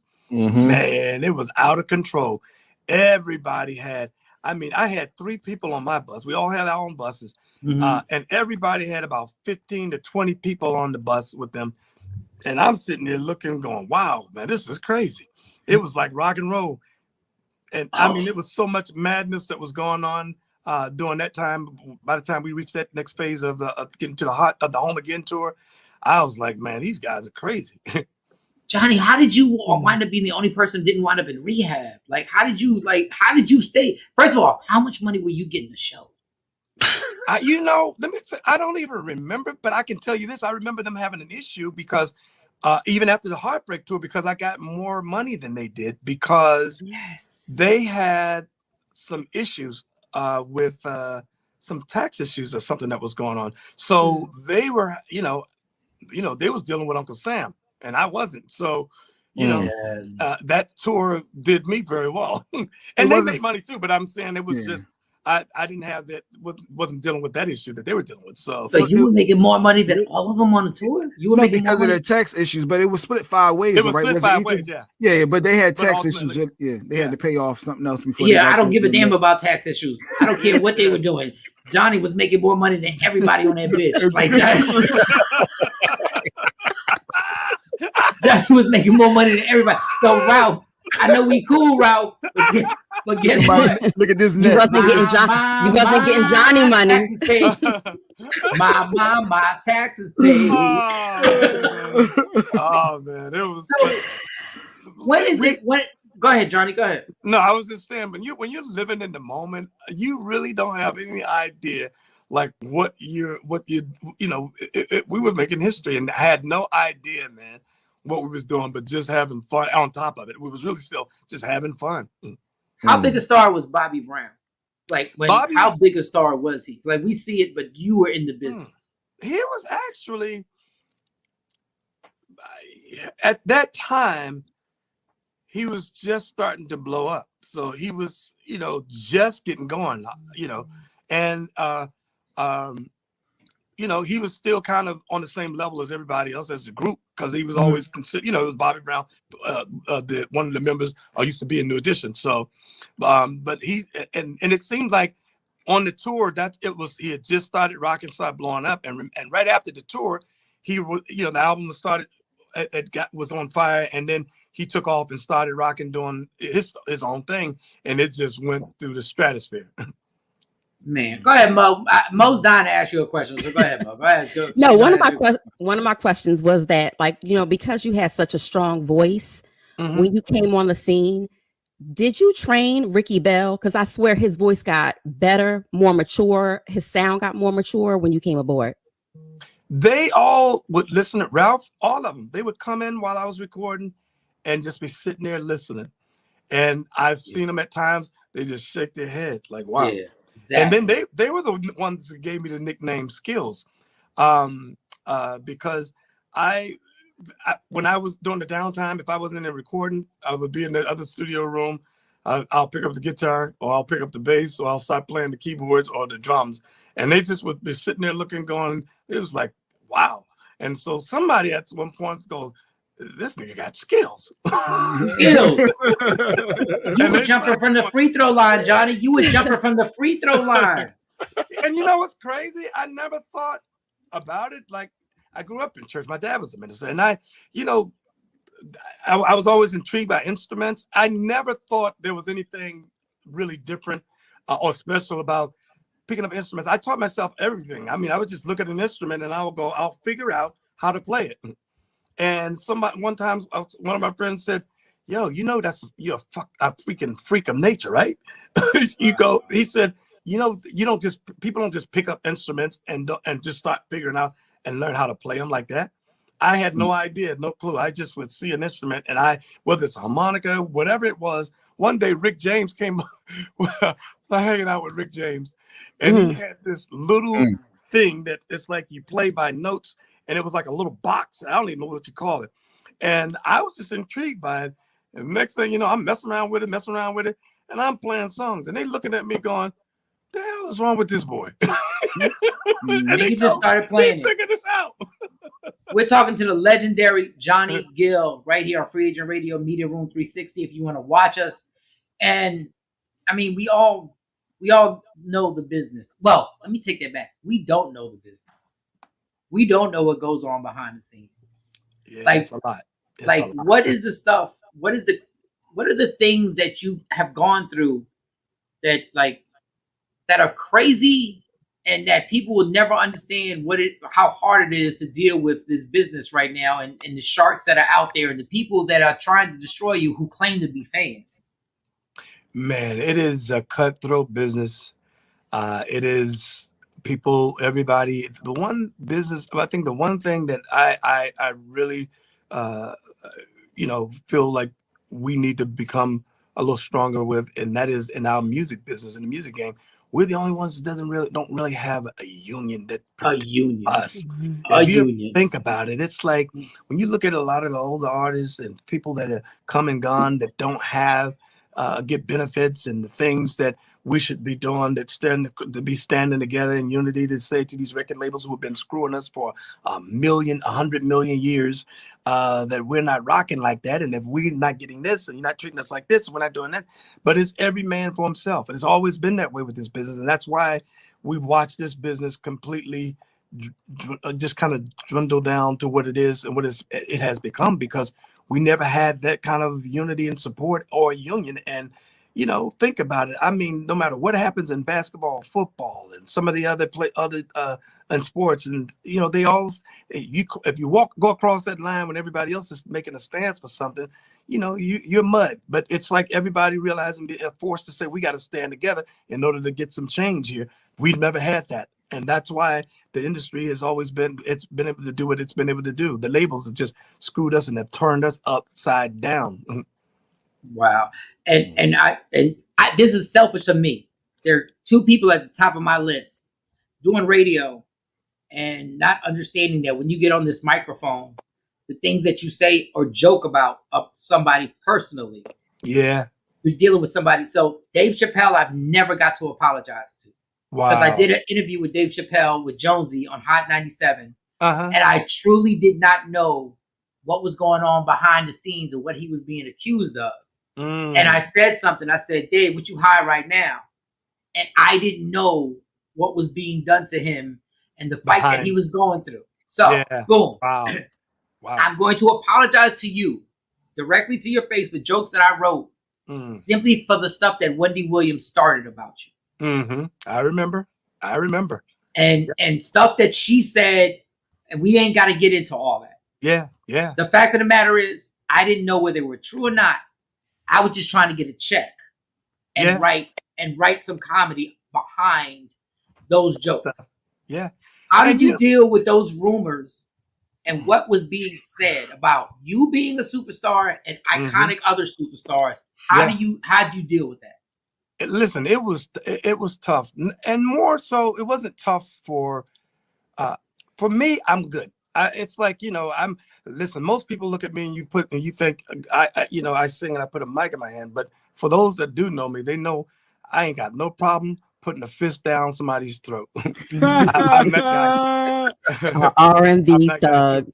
I love never, it. And it was not so much about me, more so than it was about my family, because they don't understand that stuff, that when people are making up lies and rumors, they don't get it's, they only know that other people, their friends and family members or other people believe that stuff. And so you got to, when you're, like you was just saying, it's like, people don't realize when you're doing something to someone like that, it's like, you're not just impacting them or affecting them.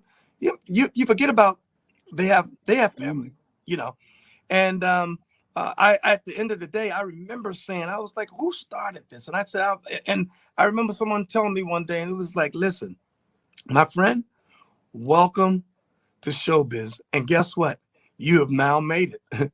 Because they were saying every male artist that comes out and have a huge following with women, you're always going to be considered gay. They call you all kinds of names. And I was just like, wow, well, I don't want to be in the business if that's what I got to take on.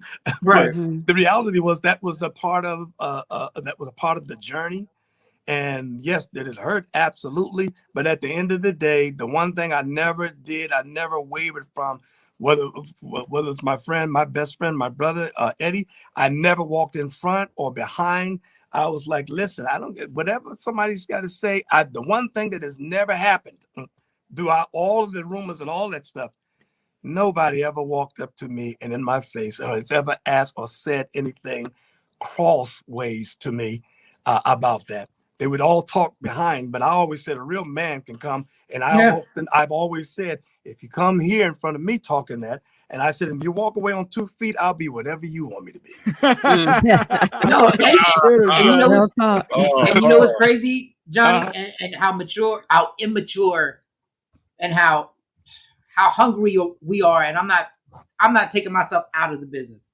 I have been hungry to try and crack a joke to make people laugh or whatever. But then I think about it, the way you and Eddie were rolling, and I'm gonna say it. Yeah. If somebody saw me and Jay Black, we together all the time. All the time. Let me tell you. Yeah, like Jay stayed, when Jay drank too much, he stayed upstairs in my house. Mm-hmm.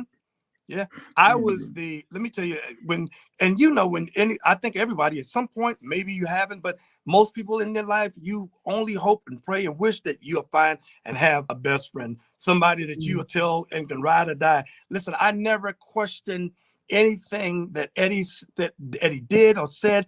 And all I knew and have always felt and said, because that's my brother, my road dog, I'm like, yo, let's rock. What we doing? Who do we got to go and fight? What are we doing? Never questioned anything and was like, give a fuck what they said. And I remember Eddie saying one day, he said somebody was doing a joke. He was doing comedy one night and somebody was yelling and screaming and yelling and screaming. And he told him, he said, shut up, nigga, before I knock you out with my wallet. And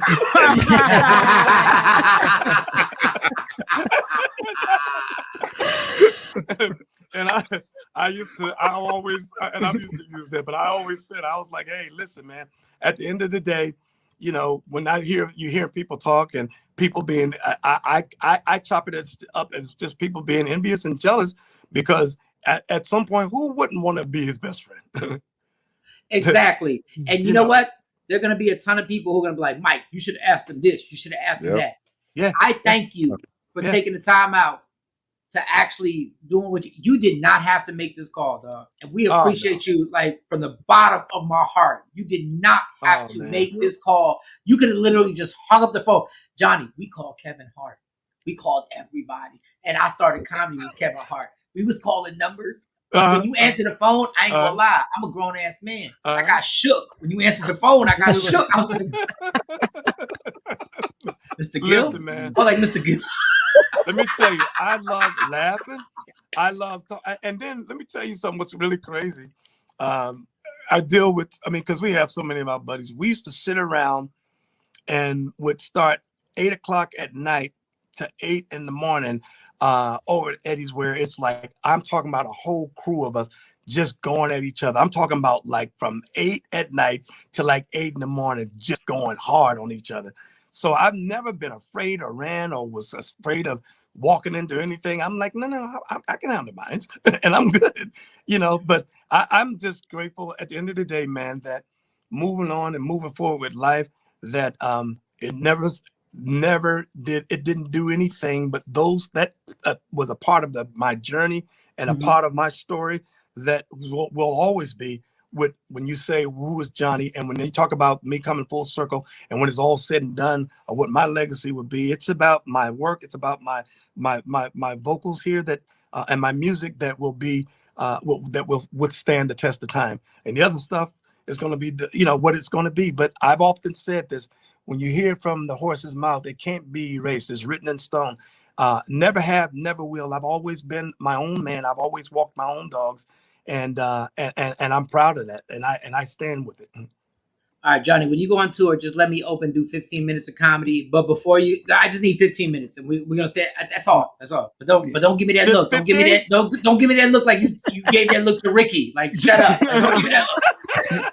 You gave me that look, and we love Ricky because it's driving me out of my mind too. Like, I can tell you this, and you guys are one of the few that I've discussed this with.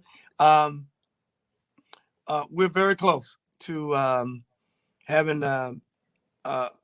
this run with all 6 that's going to take place pretty soon.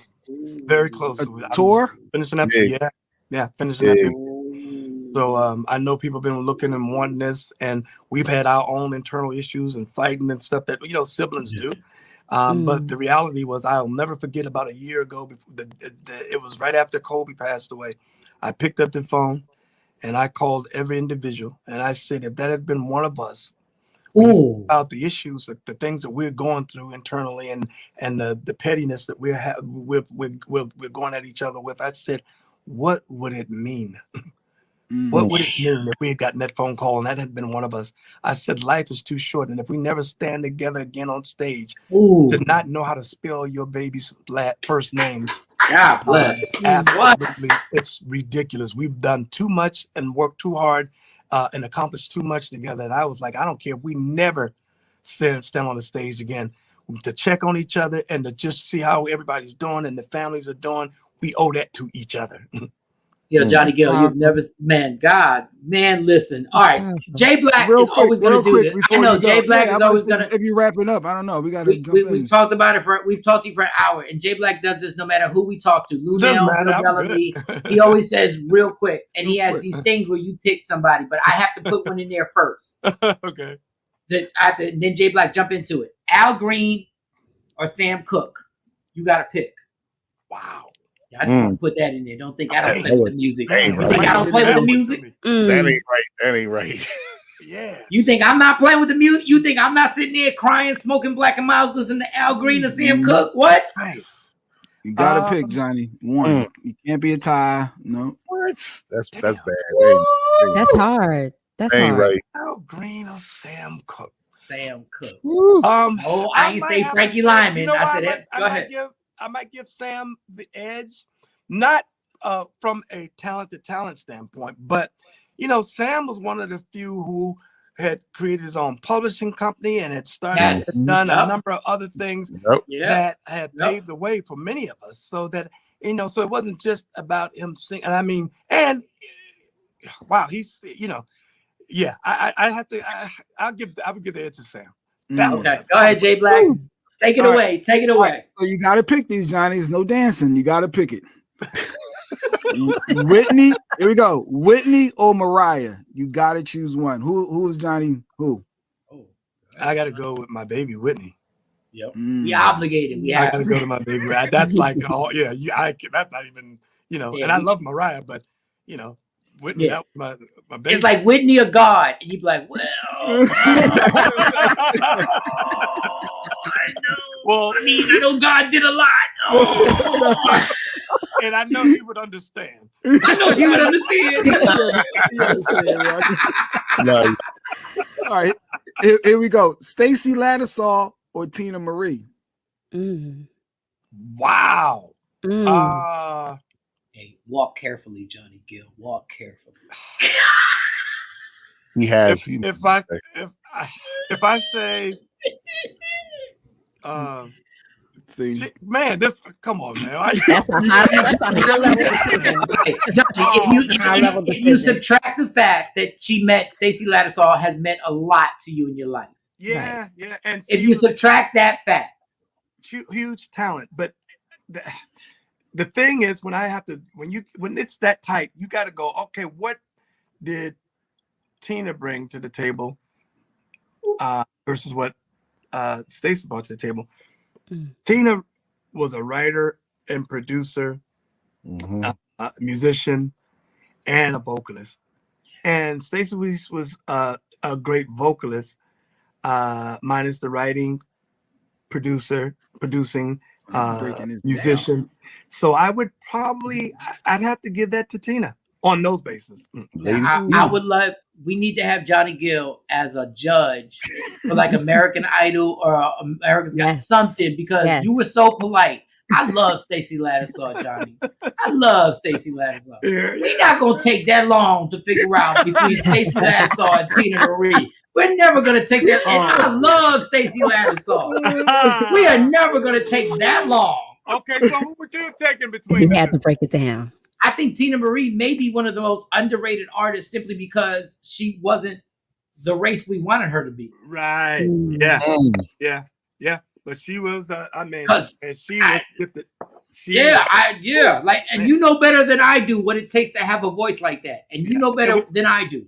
I remember when she passed away, I was in Japan and they called me and asked me to come to fill in for a show that she had to do. So I had to shoot straight from Japan, straight to Atlanta to fill in and do the show because she had just passed away. And man, that was probably one of the hardest things that I had to do because I knew Tina, and she was awesome. She was so cool.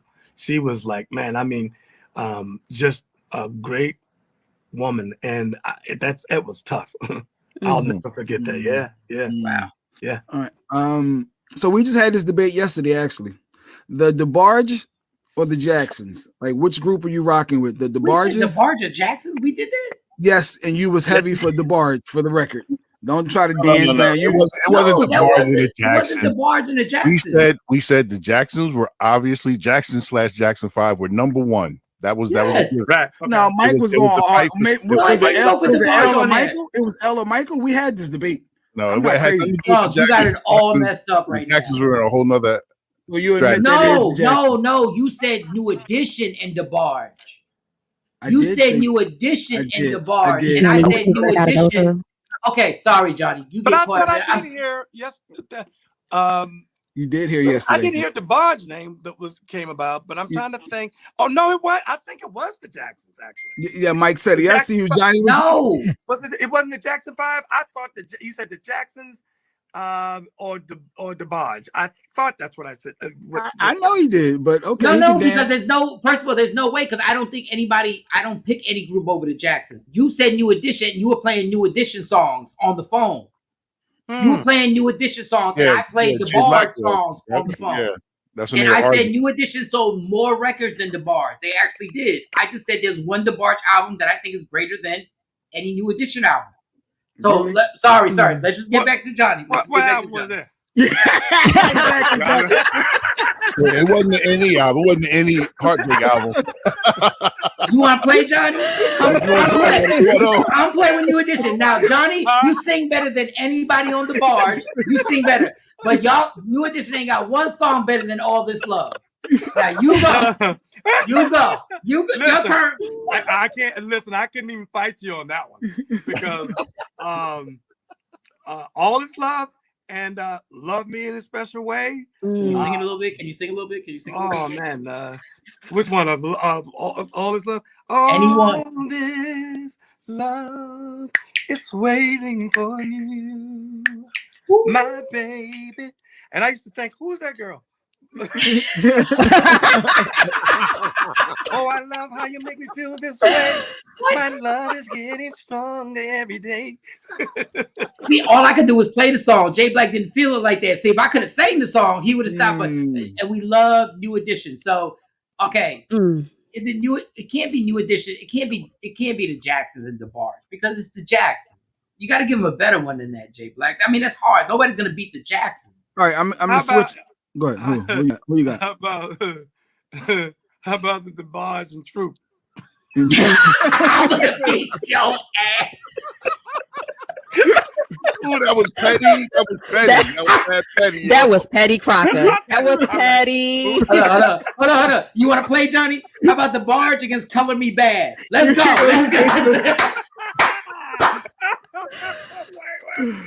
I'm going the Barge hands down. Unanimous. Not close. The Barge is another bad creation. Let's go. I can't. Let's play, y'all. Yeah, I play too much. Hold on. I got one for Johnny because he's gonna be biased. Okay, so Johnny, it was you, Ralph, and Gerald Levert, right? LSG. It was me, Gerald, and Keith Sweat. Keith Sweat. Oh, you Gerald Sweat. Yeah, or LSG. LSG. Could y'all battle? It was Tank, Genuine, and Tyrese. So if y'all had a battle, would you win? Like how confident are you that you can take out? That's a good little. I know y'all had to have sing-offs. Y'all ain't never had sing-offs. We never had sing-off, but I mean, if you talk about LSG, you talking about Gerald. You're talking about Keith. You're talking about myself.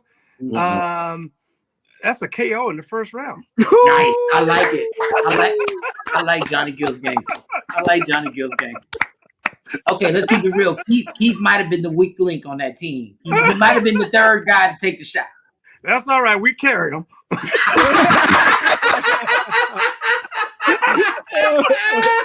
No, but you know what's crazy about Keith? If you listen to Keith today, right, and Keith will tell you quickly, he will tell you, man, let me tell you something. Getting sandwiched between Johnny and Gerald every night on the road, he was like, listen, it was one of the two. And when you see how Keith, what he's like today as a vocalist and how he rocks and it's showing how he goes, how hard he goes, he'll tell you, I got my school and my lesson getting sandwiched between those two guys.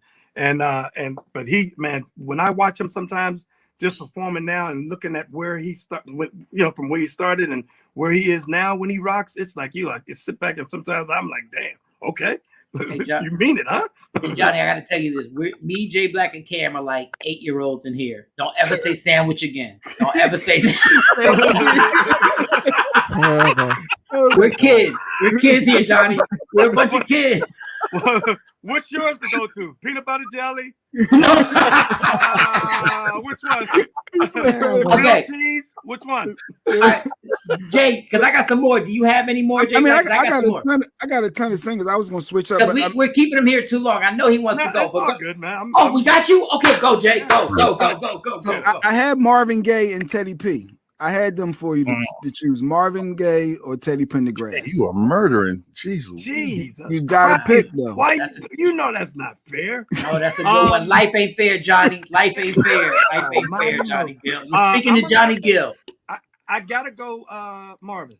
I have to go Marvin. Why? Because he was before Teddy. And then Marvin also did songs that were ahead of his time. I mean, today, when we still listen to what's going on, I mean, Jesus, look at this. It's still going on. Still going on. And Teddy was just straight raw, but it was like, Teddy was more one of those kind of artists too, to me, that, you put his music on, you was going to score and get a home run with your girl. It wasn't no in between, no question, And even if it wasn't your girl, even if she was like, if she wasn't your girl, she was mediocre, she was like a 5, like I'm obligated. I have to smash you. Like I have. Even if you just borrowed it until the song went off. That's real old school. 2 more. All right. I got 2 more. I got 2 more singers for you. Beyonce, Alicia Keys, Johnny. Beyonce, Alicia Keys. That's an easy one. Come on. I'm going. You got to go Beyonce. Okay. Beyonce sing, dance, act. She's got the whole 9, and on top of it, it's absolutely. When you watch her style as a vocalist, period, and I'm a vocalist, so that's the first thing you're looking at. But to watch her actually, Beyonce could go with rappers and lock in and fit right in. She could go toe to toe, stand up, and just have a straight up singing vocal contest, a performance. She can go any direction, and and I love Alicia too. But Beyonce got too many weapons. She got a lot of weapons. So when you say that, when you see Chris Brown not dancing, when you see these younger guys, even though they're not even younger anymore. Like I call them younger guys because they're not even younger anymore. They've been in the game for a long time. When you see a Chris Brown, you see a Trey Songz, or I don't know, a Tory Lanez. When you see them vocally, do you love the songs and go like, I know what they can't do, but I just appreciate their music. But vocally, what do you think about it? I'm gonna tell you, people can sleep on Chris Brown if you want, but Chris vocally is a beast too. His dancing, obviously, we know what he does there. But if you've listened to and Chris just seems to never miss when it comes down to picking the right joints on top of it, but also just vocally, people don't give him, they sleep on him on that side of things. But I mean, the kid is he's phenomenal. To me, I think after Michael, and if you look at what we're dealing with today, and if you had to look at someone and say, hey, who could take or feel, no one could ever fill the shoes of Michael, because Michael is always going to be Michael. But I would absolutely go Chris. Chris is probably one of the only few artists that you look at, or he's going to perform, and you go, okay, what is he going to do now? What is he going to bring? And I got to watch it, see what he does. Okay, so I'm going to have to admit that I was wrong, because I heard a sound check. You did? Yeah, at a show. You heard Chris? Yeah. And maybe it was just a bad day. It was a bad day, Mike. I never looked at Chris Brown as a vocalist. But if you say it, I think the greatest vocal performance he ever did was this Christmas on the movie. Oh, yeah. I remember, yeah. And that was very, let's stay within the ranges. Yeah. That's all I'm saying. But if you tell me I bow down and I go like, then I was wrong. Yeah, no, and he doesn't get, and it's funny because you just said it. It's like people overlook his vocal ability because he makes such good songs. And those songs, I mean, obviously, if you got someone that could just sing, even just half decent vocally, could pull those joints off. He just knows how to pick the right joints. But also, I listened at what he does vocally and some of the choices he make when he's in some of those songs, and you got to go, oh shucks, okay, all right. Last one. I ain't nobody. I agree. I have argued this on radio stations for years, Johnny. And I would like to tell Lady Jade, who was a former co-host, I argued this, but if Johnny Gill says it, then I was wrong on this. I was wrong. Who said it? Johnny said it. Yep. All right, so last one is, I know it's going to be tough for you. I'm assuming. Michael Jackson or Prince? You have to pick one. Mike or Prince? God almighty knows, man. This was coming. He give you nothing nice. This is a very unfair question because as much as people think they were alike, they were total opposites. In music. Yeah. Jesus Christ. Who is Johnny rocking with? That's all right.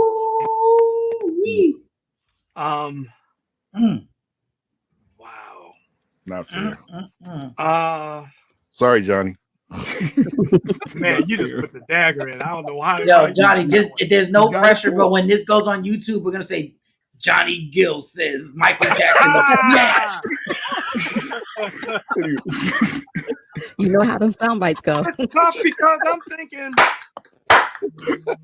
Michael was so powerful and phenomenal. He was such a phenom with his singing and dancing that it almost, even though he wasn't a musician, he still had. I got to give Michael. Just say it. Michael. Mike, you say Michael? I gotta go with Mike. Mike. Mike was, I think, with Prince. Remember when Prince came out, and at one point we was going, I don't think eyeliner gonna work on me. And I'm gonna pass on the pumps. Pass on the pumps. Michael came out with the, we were all still trying to be Michael, whatever he was doing. But with penny loafers, we could do the penny loafers. Okay, let's I'm a huge Michael fan. I am. We all are. I'm just saying, if there's just two microphones, and it's like they're just standing there. There's two microphones, and they both gonna grab microphones and just sing. Nobody gonna spin around. Nobody gonna moonwalk. It's not even about your outfits. Right. It's not about Prince ain't got your ass out in one of his pants. They just straight. Okay, let's do it. It's just me and you here. We're just gonna sing. Then I gotta go. I'm still gonna have to go with Mike. Okay. You and I was made for pain. We must bring salvation back. I mean, how this guy was just. You gotta finish that. Finish that line, Johnny. You gotta finish it, Johnny. You gotta finish it. Come on. Wait. Jay Black still did the. There is love. I'll be there. Don't you know, baby? Yeah. Come on. I'll be there. I'll be there. Honey. Yes. Just call my name. Get into it. And I'll be there. Now, how are you gonna beat that, man? I don't know. No, but do you know how mad Tito Jackson was? God damn, I'm never gonna be able to get any shine in this group. Never. Who wrote this for him? Man, Who's Loving You? And how old was Michael when he did that one? No, that's what I'm saying. What's the other song that he sang? When he was like, it's like he was like 12. What's the other song he sang on the with the mouse? Ben. Oh my God! Yeah. How do you have that much vocal control at that young of an age? Unbelievable. And that's why I said if I have to, you got to go there. And Prince has got some incredible joints, but Prince didn't start out as young as Michael, and Michael was already ahead of the game. He was so young and was still could go toe to toe with the grown folks. Like he was like, he'll eat you up alive Even when he's saying a man loves a woman, when the dog, Mike is saying some songs. Who's loving you? Yeah. Yeah, who's loving you? Yes, that's what it was. That's what it was. You know, I have to give the edge to Mike. I'd have to give it only because Mike came in early, punching and beating up, fighting grown folks, and was whipping, beating them down. You know, I'm noticing something, Johnny. Things always get violent with you, Johnny. Everything always goes up to beating somebody's ass, Johnny. That's like the third or fourth reference about busting somebody ass. Everybody love an R&B thug. I love it. I need a hug. Yeah, I need a hug. One more. Rapid fire, Johnny. Rapid fire. Jeans or sweatpants? What would you prefer to rock? Jeans or sweatpants? Yeah, you should say pause on that, Jay. Pause. Jeans. Wheel of Fortune. Because jeans, you can kind of mix.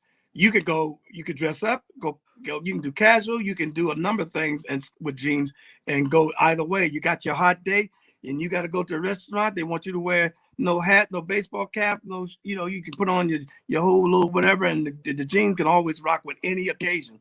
But Johnny, I can't even picture you being casual. And women love sweatpants, by the way. Yeah, because they want to see they can see things hanging around. They're looking at the shoes and other things, and looking at the hand of the shoes and what's in them sweats, huh?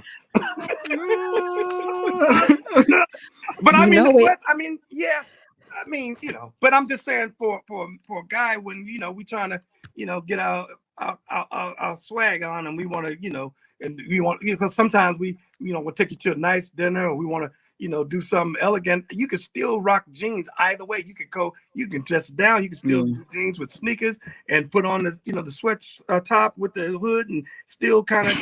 Johnny, that's why Johnny. Don't explain to her. She don't know nothing about your grownness. She don't know nothing. Like Johnny Gill say Johnny Gill at 2:00 in the afternoon. He's like, even if I got jeans on, I still got to be some class. He said elegant.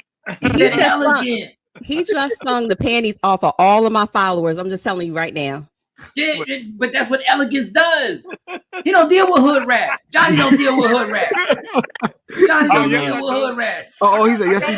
I got a few in the stable. I know we all do, but Johnny, you were not supposed to.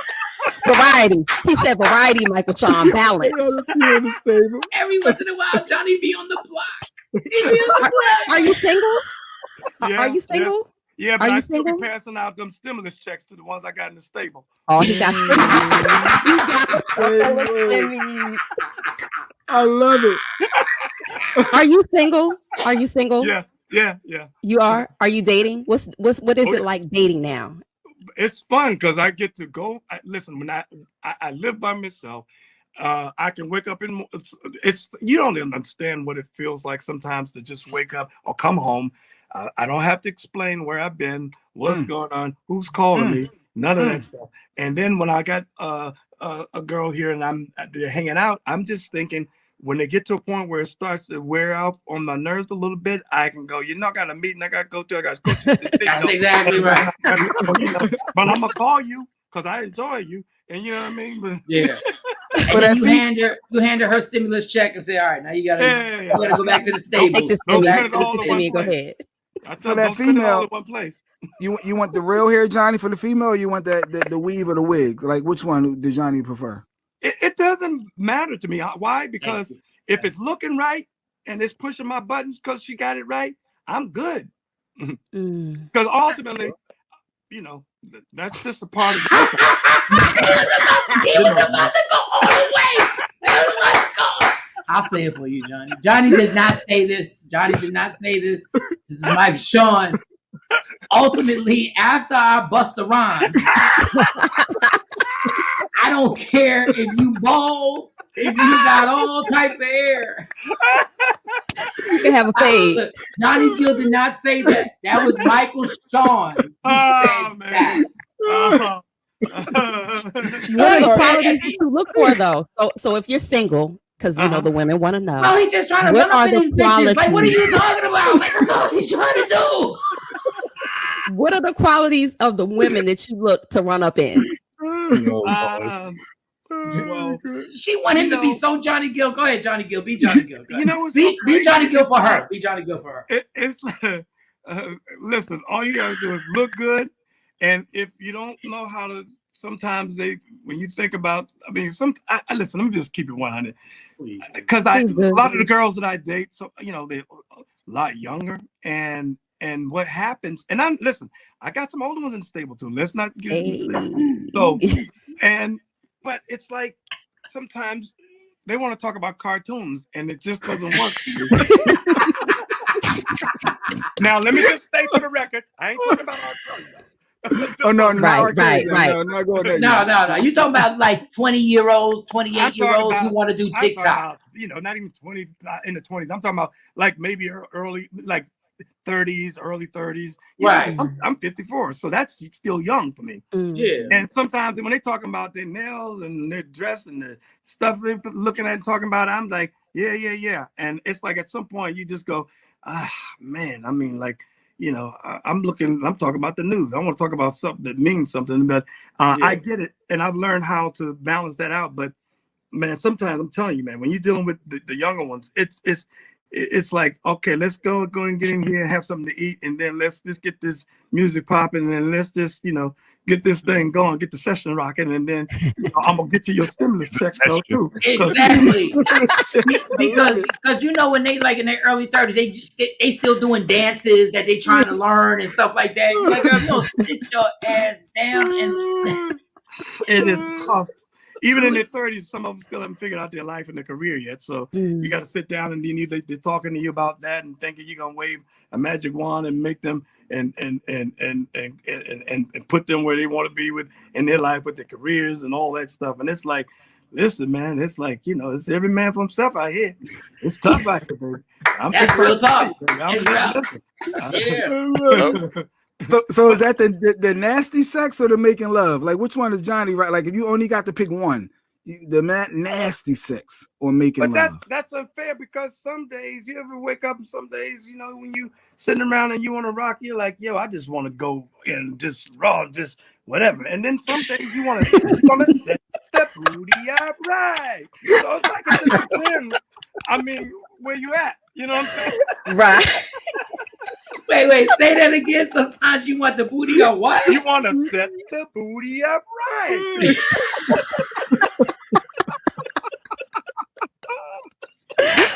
Oh, this is great. This is great. Oh man. Who knew Johnny Gill was just down to earth? I didn't know. I love it. Story about me. I got issues. So, Johnny, we can't even thank you enough for taking this much time out. You have no idea how the comments are going crazy. You don't have any idea how my fiance is going nuts because she's a huge New Edition fan. And I'm like, she's like, I want to ask him a question. I said, no, you're not. That's not gonna happen. Somebody actually did ask a question. Who's your favorite R&B artist right now? Like who's out right now? Who's your favorite R&B artist? My favorite R&B artist right now. Would you consider her? Her would be an R&B artist, would she? Yeah, I mean, it's close. Yeah. I just love the fact that she, the way she writes, her style, and how her vocal style. I love pretty much everything about it. Like I think she's gonna be around a long freaking time. I think. Johnny, you need to go on Instagram or TikTok and need to do a song. Set the booty up right. That's all I want to do. There's a song in there somewhere. I tell you what, Johnny, do that on TikTok. I know you don't mess with TikTok. I know you probably don't mess with, but I'm telling you, and don't leave us out. That was the hook. If you just do that was the hook. The booty up right. That's it. That's all you got to do. And all you got to do is the caption, Johnny Gill. That's all. We viral. We're viral in like 8 hours. We're viral in 8 hours. And I do need your help though, Johnny. I did promise also that I was going to give Mike Biv. I got a history with Mike. We know each other, but I don't have an updated number. So I need just you hung to up from him literally right before I got on with you guys. Tell her I need you to text me his number, Johnny. I need to get Biv. I need to get Biv and bring him on the show. Mike don't believe me, so I gotta. No. I opened up for Belle Biv DeVoe. Remember you set it up in Philly when they came to Philly. I did the first 15 minutes of jokes. Yeah, I just don't have know his you know updated Mike numbers. Biv. Cool. Absolutely, Cool. I'll get it over to you. Yeah, it's just we didn't believe him with you. Like we believe Mike Biv, but you I didn't said he believe texted me back. Johnny text back. He said, "Got it." Johnny's good. They still didn't believe me. I was like, "Wow." Hey, Jay Black, how about you stop it? You got effing lucky. You got lucky that Johnny Gill found it in his heart. Absolutely. It has nothing to do you. You're not cool with Johnny Gill. You have to call him Mr. Gill. You don't call him JG. Y'all go out and have drinks. You don't call him Phils, you know. It was the first time you ever heard that the booty ride. You had never heard. If you would have known, Johnny Gill probably says that all the time. You would have known that, but you didn't know nothing. JG. Gotta act like he pulled something off. God bless us today. God found it in Johnny Gill's heart. Man. I think Johnny answered that phone because he thought it was a chick, honestly. I think yesterday Johnny Actually, I was waking up and I was thinking morning sex. I was like, oh, here we go. Man, I ain't even got to make this call this morning. Right, you ain't even got to make the call. Man. That's the only reason why he picked up for us. I get on the phone and they talk about it. I'm like, I knew he called me a whole bunch of words in his head. No. Who is this mother on the I thought this was old girl calling me this. They got the moon and the stars all gathered correctly in the right area. But he gonna run with this. He gonna run like he pulled this off. But all right, Johnny, thank you. Thank you for spending time with us. Thank you. It is Free Agent Radio. If you download the app on your phone, it's absolutely free. Going to. And if you want to see it, it's Media Room 360 on all the streaming channels. Johnny Gill, thank you so much, everybody. Y'all have no idea how big this was for me, Sexy Mo, Jay Black, and DJ Cam, for Johnny Gill to spend his time. Johnny Gill, ladies and gentlemen. Johnny Gill! Awesome. Thank you guys so much for having me. Michael Shawn and the TakeOver Legends. Your escape from reality. Right here on Free Agent Radio. Hey, yo, it's going to be a hot summer because we back at it, man.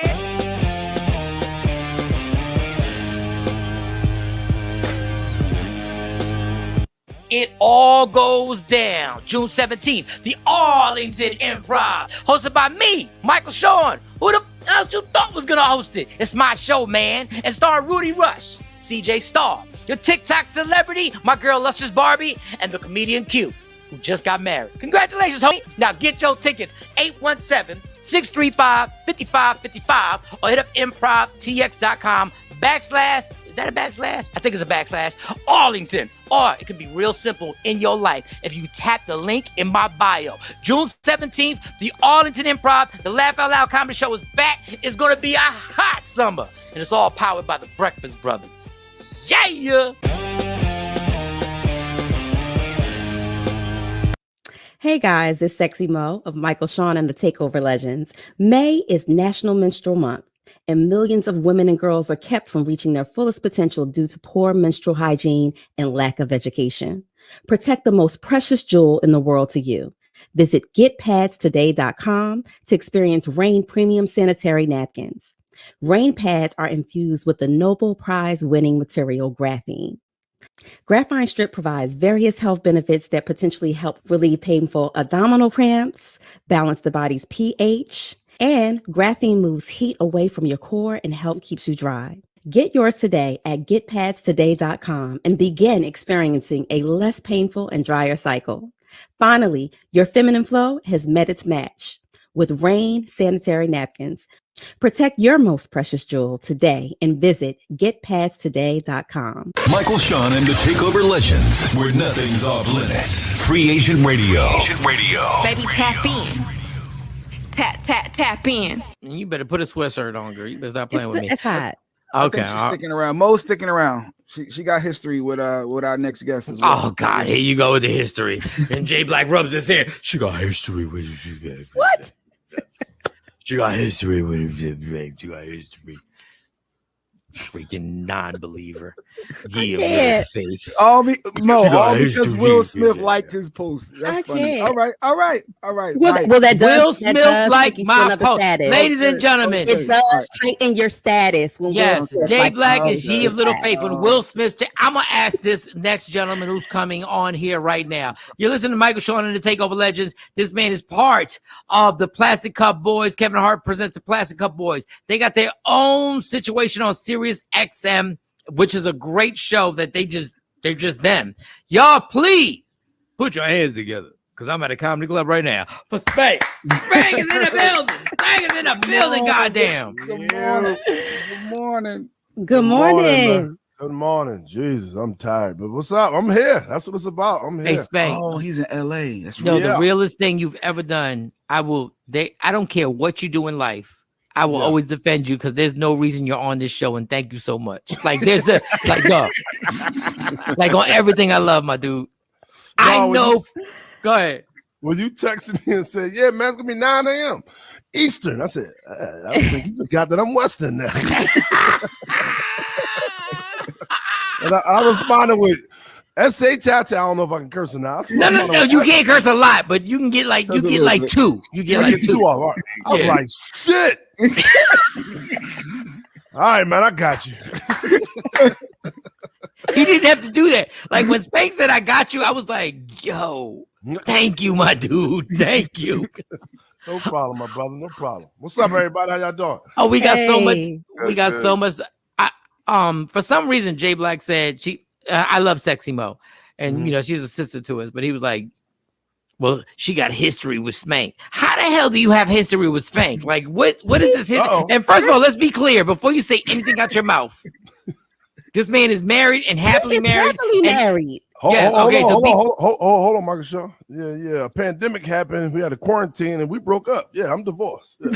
What? Oh, what? Yeah, go ahead now. So I did see that in the tabloids. Wait a second. Whoa. So Spank, you're divorced? Yeah, it's official. 2020 December. It was official. We're not happy to hear about that. I know it's a strike. I've been divorced. I know what happened. Hey Mo, take your top off. He said, "I'm happy." Oh, I'm happy. Oh, you're happy? Well, Mo, take your top off now. Let's go. What's up, Spank? You know what? First of all, they're not gonna pimp me out today. How you doing, Spank? What's going on, Mo? How you? You know you always been my favorite alpha. Oh, I appreciate that. You know what I'm saying? Hey, fine. No. So me and Spank, no, we never dated. Let's get that clear. Me and Spank have this HBCU rivalry. I went to Cheney University. He went to Lincoln University. We both come from single letter chapters. Lincoln was better. Lincoln was better. Lincoln was better. Lincoln was better. Yeah, I had a better time at Lincoln. I really did. Like it did look like a plantation, but Lincoln was better. He knows that everybody came to Cheney to party. We definitely did. When you wanted to party, you came to Cheney. That's for sure. Absolutely. But my thing this is all my thing about Cheney, because I know y'all be trying to cancel people. Y'all had so many fashion designers on campus. Like it was so many. Like and y'all both know what I'm talking about. Y'all both. All right. We're not gonna do that. No. Are you gonna say I'm lying? That's a new age thing. No, it wasn't a new. This was like 10 years ago when y'all had fashion. Okay, all right. So Spank, Jay Black was researching you, right? Which let me say pause. Jay Black was researching you crazy, right? And I already knew like you guys are doing well. The Plastic Cup Boys tour around the country and do they thing. And then Jay Black was like, "Yo, this dude is on Tom and Jerry." But he called me like in the middle of like, I'm like he called me like I was supposed to be like, what? Like I was tired, Spank. Like I was tired. And he was like, "Yo, Spank is on Tom and Jerry." I heard him. I know I did. And I Googled to confirm. I said, that was Spank. No, I was Spank from Philly back in the day. Yeah, with Cap. Yeah, he's in Tom and Jerry. And I called him. Yeah. Now, Spank, do you see how excited he was? That's exactly how he was when he called me, my dude. He said it like a fan girl. That was our guy. When you see somebody that you came up with, and that's a big deal. So I was just trying to show love, and like if Mike didn't know, I was making sure he knew. How was that experience? Like, what is it? Because you're on a different level right now. Go ahead. That was dope as hell, man. We got the call from Tim's Story. We got Kool with Tim's Story for Kevin Hart movies that he was doing. Like I think he did Ride Along. He directed it. I also was in that too. Ride Along. No, didn't they steal your car in that? Yeah, I got carjacked. He got car. I told y'all. Go ahead. So we built a little relationship over the movies that he did with Kev, and he just gave us a call and said, "Hey man, I want to get the Plastic Cup Boys as the Alley Cats on Tom and Jerry." I said, "What?" Oh yeah, I want to do it. Of course, that was my favorite cartoon growing up. Yo, Tom and Jerry was amazing. Tom and Jerry is in my top 3. Yeah. Like Tom and Jerry is definitely in the top 3. And I top 3. I think Woody Woodpecker's on there too. But pause. Did you say Woody Woodpecker? No, Woody Woodpecker was dope. Like y'all gonna stop. Okay, y'all gonna stop playing with Woody Woodpecker. All right. And Michael Shawn, let me apologize to Jay Black because I got a text from him yesterday with the link, and I noticed on the previous text he texted me, and I'm like, I'm just saying. Oh, so I thought so, Mike. You didn't know what he was doing the show. The Plastic Cup Boys were coming to Dallas, and I hit him up. I know. I just wasn't in town. I know. Back in April, and I hit him up early April. Like, yo, Spank, you coming to Dallas? I need to get you on with Mike Shawn. It was crickets. Yeah. So when I had to text him for the link for the yesterday, I'm like, is he going to respond? Like, because it's Spank Hollywood now. So I hit him back. And he was like, bet, I got you, Jay. I'm like, wait, we just gonna ignore the fact that he ghosted me with the other, like, no. I said, oh, he texted me already. My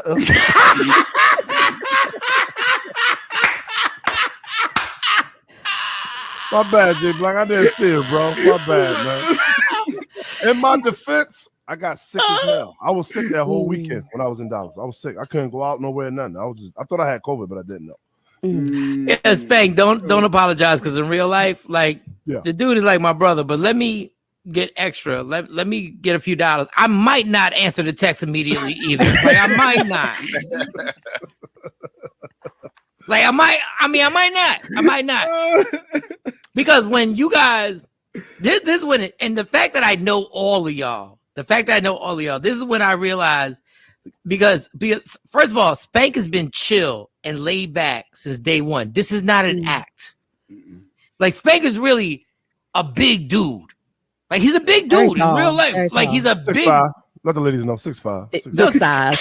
You know this fella is divorced, but he's like 6'5", bitches. Good size.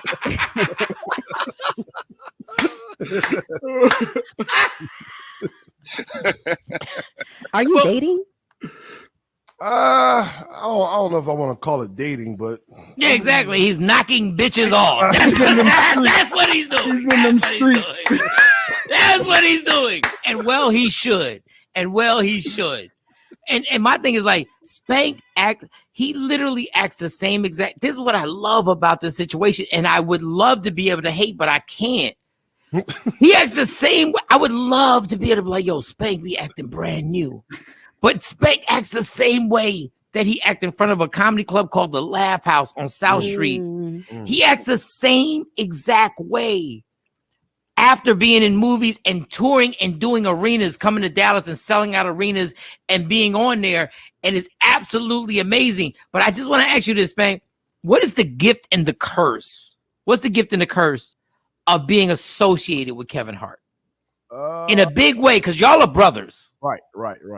The biggest thing, man, I'm always going to be with him. So, like I said, when I first moved out of LA, I was having like the meetings with the agents and the managers and stuff like that. He was setting me up, and people in his team was setting me up with meetings. Like, yo, we got you when you get out here. But every time I met with an agent or a manager, they always say the same thing: you're under the Kevin Hart umbrella. You're good. I don't understand. I don't know what I can do for you. I'm like, what do you mean you don't know what you can do? You're a manager saying this. What are you talking about, man? So I think that was the biggest curse. And plus, also, shouts out to Naeem, who's on the Tyler Perry show. Yes, he is. Yeah. Tyler Perry came to one of our shows. So, afterwards we met him and everything. But Tyler Perry, when Naeem got in contact with Tyler Perry said, "Oh, I didn't know y'all did stuff outside of Kevin Hart." This is Tyler Perry saying this. So we already know a lot of people think that everything we do is up under Kevin Hart's umbrella. And I'm like, no, we're our own person. We still do our own thing outside of Kevin Hart. And y'all grinding because y'all really are touring the country. Yeah. Oh, yo, that is amazing. But you know what it's like? I saw an interview with Memphis Bleak, and Memphis Bleak said, when Jay-Z said, no matter what happens, Memphis Bleak will always be a millionaire. Oh, yeah. And he said he couldn't get record labels to take him seriously because they were like, what you just said. They were like, you're good. They got you. There's nothing we can actually do for you. So, Spank, when you're actually going, you guys are living a good life. So I'm doing all right. No, you'll know, Spank. You're living a good life. Like it doesn't change. But I just question this. Like when you are thinking about what's next, what is next? Like what is the thing that you're like, damn, I just want to do this. I want to do this. I want to start my own TV show. I want to take it back to when like Martin, the Fresh Prince of Bel-Air, and shout out to the Upshaws. I've been watching the Upshaws on Netflix, and I think that's giving hope back to the Black that is funny. dynamic. The Upshaws are funny for real. It's a dope show. It is. And I actually sold a TV show to CBS right before the pandemic, and I thought I was out of here. The big ticket. But we sent them the pilot episode. They're like, yeah, well, we don't think we want to pick this up. I said, God dang, I was right there. I was right there at the door. I was right there. But everybody says that's the hardest thing to get is your own TV show, though. But when you say, because explain for our listeners, when you say they bought it, did you get a check? Well, I didn't get a check because basically this is the gift. I never said the gift about Kevin Hart. I just said yes, the gift. I'm sorry, the gift. The gift is I can go to his office, and find out what scripts is coming to his office. You know, because a lot of people, you got a production company, right? So you got other people that's like sending in scripts and TV shows and stuff like that. Ideas. So I got a chance to look over some stuff and say, hey, I like this. This is a great idea. Took it to Kevin and said, hey man, I think I want to work with these writers right here. So I hit the writers up. They came in. We had a meeting that I was going to lead off on the TV show. And we just went around and we pitched to different networks. So when it got sold, I think we pitched to every network, every major network. And CBS loved it. So when they bought it, the money went to the writers and the production, not the talent, because I was just the voice when I came in the room to give it life or whatever. Yeah. I gave it life. You know, when I walk in the room, it's, hey, I'm here, let's go. So I gave them a great presentation and they loved it, but I didn't get a check. Now, if we'd have shot the pilot, I'd have got a check. You'd have got that's amazing. Yeah, I was close. I was like this close. But that's my next. Like, I really want a TV show. I want to lead in my own TV show. Spank, what was the moment where you were like, damn, I made it? What was that one moment where you were like, was it a show? Was it maybe the show when y'all did a football stadium? I was just about to tell you that. Yep. Oh, go ahead. Well, when's the moment where you go like, yo, this is absolutely absurd? I think it was like 2014 or 15. We did the football stadium in Philadelphia where the Eagles play. And we sold 55,000 tickets. And I walked on that stage and I was like, wow. It took a second. It wasn't the Michael Jackson moment when I just stood there and everybody. But I definitely took a second. I was like, wow, look at this. And then I started. I ain't get all when I first came out, but you know, it was love though. I think that was the moment I feel like, oh my, I made it. I'm here. No, the fact that y'all came back to your home city. Y'all came home. Like when I watched it, I was like, God, like this is like I've known these guys for so long. I said, this don't even make no sense. But let's transition real quick. Shawnee, I want Spank to see the image of these masseuses. Yeah, that's what they asking for. That are rubbing asses. If you're no, Spank, I just need because that's a hell of a segue right here. Actually, Jimmy Kimmel will never give you the segue. Fallon will never give you the segue. They'd be like, yo, that's amazing. You and Kevin and everybody are look at this. Can you see this? Listen, people are wait, Mo. Whoa. Let him watch. He has a bunch of clients. Yeah, he's working the hips out. For those who listening on the radio, he's working. For those who listen on the radio, her ass is in his chest. Now look, and now the ass is on his lap. This is a different one.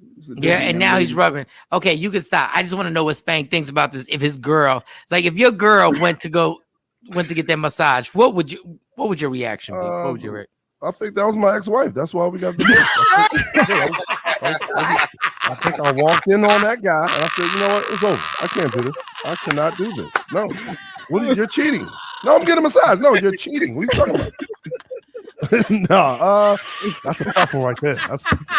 Don't tap the mic. Because that's what I said. I said, you cheating. Don't come back. Because if I own the house, you can't come in. And if I don't own the house, I'm burning this bitch all the way down. Like, no.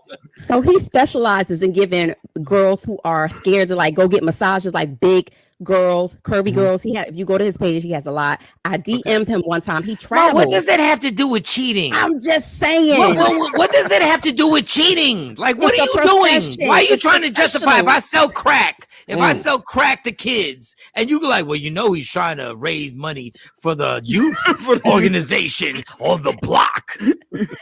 Like, what are you doing? Like, do you know this dude or something? We don't know. That's tough. Spank, if your girl goes in there, her ass is tooted up, and they got mad because I said tooted. Okay, a grown man shouldn't say tooted, but I said tooted up. Okay, the ass was tooted up.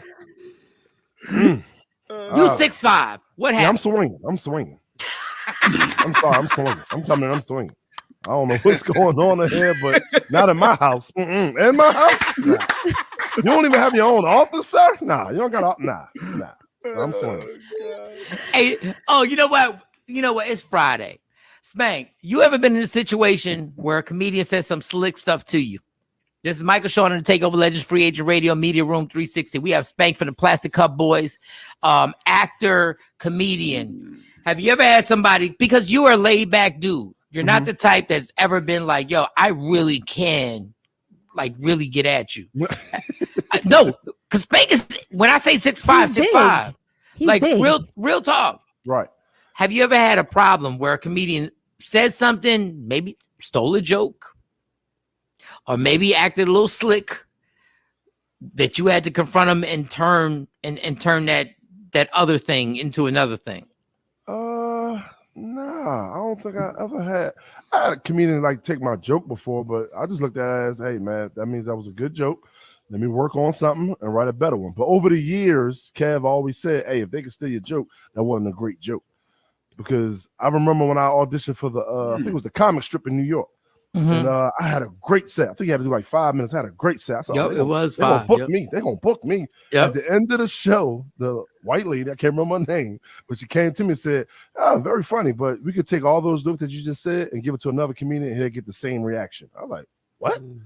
So that's when Kev was like, yo, you got to personalize your jokes. Once you personalize your jokes, can't nobody take it. I'm like, okay. So that's how I looked at it, as if a comedian take a joke of me and my son, our situations that I talk about us in the house. Exactly. I love that. Hey, brother, you really stole that joke, brother. No way you know about really that. Stole that joke. Yeah. Like if you got a joke for me, if you got a joke about me in rehab the third time, like you stole come on, you stole the joke. Like I was in withdrawal the third time. For real, like how's that coincidental that we both went to rehab?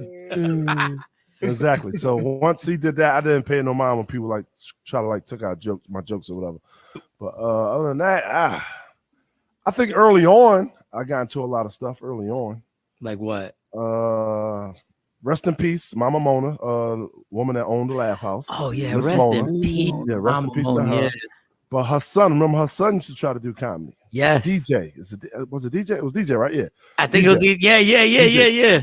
And so I had a Thursday night there, and it was cracking. It was like it was popping. Like Thursday night was crazy. Yeah, and he came in. He used to always just pop in like, yeah, man, I want to get on. And everybody, all the hosts that used to work at the Laugh House, was like, all right, this the owner son, we got to put them on. So I was like, man, not that funny. I'm not putting them on. I don't care what you say. I'm not putting them on. So I just stayed in the showroom. He said, hey, man, when am I going up? I said, hey, man, I ain't got no room for you. You ain't got no room for me. I ain't got no room for me. So he left out. And when he came back in, he said, yeah, man, my mom want to talk to you. I said, yeah, I'm busy. I'm hosting right now. So I'm going with the show. So once I put the headline on, that's when I went out to talk to Mona. And she said, boy, you was been supposed to come out. I said, I'm sorry. I was trying to get my show together. She chewed my ass out for a minute. I ain't gonna lie. She chewed my ass out for a minute. It's so funny because DJ would be popping up, but it was crazy because he would leave from the back kitchen and be like straight mozzarella sticks and then go straight to the stage. And I had like I had a good crowd. I had like the drug dealers, the strippers. I had that nightlife crowd. So I knew he wasn't gonna be funny. That's the good crowd. Yeah, I knew he wasn't gonna be funny. I said, I'm not putting him on my stage, man. My people be mad at me. I'm not putting him on my stage, man. Shout out to my boy DJ though. We made up after that. We cool. Oh my God, that is so true. Yo, Spank's Thursday was so crazy, but yes, it was drug dealers and strippers, and they would have like 30 civilians that were just regular people, but the rest of the crowd would be like, you had to go in there on fire. Like there was no setup. You had to just go in there and be like blast it off. Like the only person that could set up his jokers was Spank. He's the only person that had time. They'd be like, all right, well, we here because of him. We're here because of him. So Spank like, so you ever just watch the weather report? And like, how does he get? Why is he allowed to set up his joke? But I gotta come in here, bing. Yeah, I gotta come in here right now. So I smacked the bitch. Bow! So I was in jail for 12 years. Bow! So I do heroin. Bow! And then Spank comes on. So you a Pisces? How does he get to do that? How does he get to do that? Oh man. Oh Jesus. Then there was something I shouldn't play with. There was someone about the Will Smith. I know that you was gonna ask him about the Will Smith. All right, so okay, Spank, be easy with me right now. Please be easy. Like just understand. It's another pause moment. No, it's not even a pause moment, but I know a little thirsty moment. A little thirst. Little thirsty moment. We'll see. Maybe not. Maybe not. Thirsty moment. All right, like Spank, you got to understand something. I've been in this radio game, the comedy game. We all been in it for over 25 years now. It's crazy. Okay, so if you have jokes, please let them out. I'm not gonna be the person. I'm not gonna be that little fragile radio personality who tells everybody don't crack no jokes. I'm just gonna tell you what happened. Okay. Now, if you want to interrupt, just tap the mic and be like, "Yo, I gotta say something about that." Like, just tap it. Just be like, "Look, Mike, slow down." Okay. Yeah, and just be like, "Slow down." Spank from the Plastic Cup Boys has to say something, and I'm like, "Okay, all right." So I'm at the gym. I'm working out, doing whatever I'm doing. I get on. Mike, this is Spank from the Plastic Cup Boys. You was really working out, or like? Let's be honest. Was you really work? I'm sorry. Finish your story. I'm sorry. Finish your story. I'm sorry. Right for the rip. Right. Wait, were you really working out? Or was I don't even know if I believe that. I just want the whole story to be true now. Comedians, we tell real life stories, but we exaggerate to make it funnier. So I just wanted to make sure. Were you walking by the gym? Were you walking by? Were you working? What about working out? All right, that's perfect. So you get it now. So I got you. You got it. All right, so I'm on it. So I do everything. Like I actually wrote everything down. A trainer sent it to me. I wrote everything out. I did everything. And then the finale was I had to do this cardio. So I do the cardio. I'm sick of music because I have all types of music. Like I'm the type that will listen to like the hardest, dirtiest, grimy hip hop song and then listen to Barry Manilow. That's just who I am. That's his cool down music. Yeah, like no, it doesn't. No, it's not even cool down. Like I will literally listen to one of these disrespectful rappers and then listen to Neil Diamond. That's what I do. Like I just switch everything. So I said, I'm not listening to music. I'm gonna scroll on Instagram for the last 20 minutes because I have a certain time. Last 20 minutes. So I scroll. I go to Will Smith's page. Do you follow Will Smith's Spank? Yes. Okay, he's an entertaining page. Like that's an entertaining page. And it's something you inspire to. So Will Smith puts up this thing where he's jogging, but it's like overcast and it's dark and it's kind of rainy, right? And then he says, if you can, somebody caption this motivational situation. Somebody caption it. Like normally I don't do nothing like that, but I'm bored and I'm like, let me caption it. So I caption it and I put something on there. I said, sometimes the most important journeys you have to travel will be by yourself. All right, Spank, wait a second, because I know you know Will, but wait a second, Will. Spank, I went back in Instagram like 10 minutes later, and he liked my comments. Oh, wow. Wow. Spank, don't you degrade me, Spank. Don't you dare. Will Smith liked your comment. Spank, don't you do that. Don't you do that. Don't you do that, you bougie bastard. Don't you do that right now, Spank. I gotta ask one question. All right, back to Spank, don't do that. I gotta ask one question. What's the question, Spank? Did you repost that he liked your comment on your personal page? Like, yeah, Will Smith. I'm going to repost it today. It just happened. Why? I'm not supposed to repost it? No, Mike, you're somebody, so you don't have to do that. You're somebody. You don't have to do that. Are you serious, man? Yes, you're established. You don't have to do it. But I'll give you credit. I'll give you this. Being as though we all hometown, you're a little Jersey, but you're still hometown. Yeah. I'm a little Jersey. Yeah. You're still hometown, so I may give you a pass for that. Will Smith, Philly. You're from.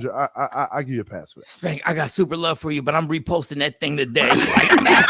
Like dog, I don't give a damn. I'm putting that up there, and I know and Spank, they gonna clown the hell out of me. They gonna kill me because Will Smith is gonna change my life.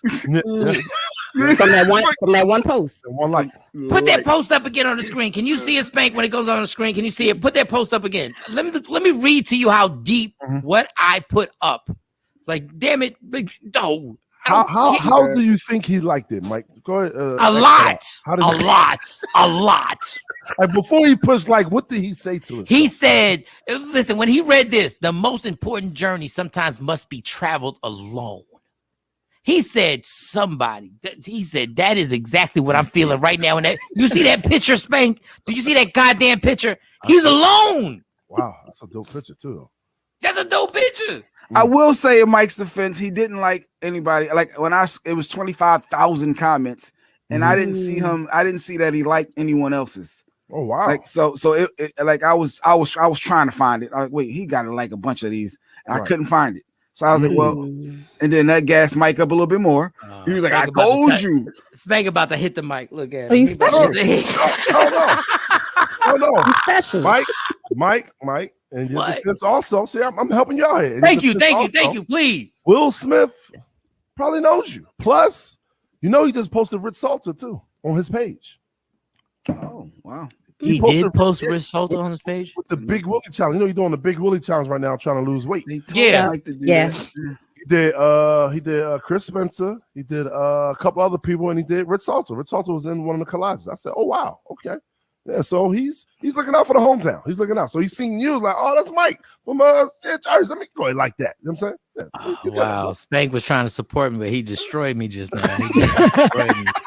Wait, how did he destroy you? No, there were others. I love Rich Salter. We've done a gang of shows together, but he destroyed me right now. He just that he did. You know how you just that person that they feed. They was like, yo, just feed. Like he fed the animals at the zoo. He's like, go ahead, homie. He posted Rich Salter. All he did was like my comment. Yeah. I'm just trying to thank you, Spank. Trying to give you the whole, trying to give you the scenario. Trying to bring it down to you. You can't compare. You destroyed, like he destroyed. He really in his subtle way. Yo, real talk. Like Kevin's not that good. F you, like for real.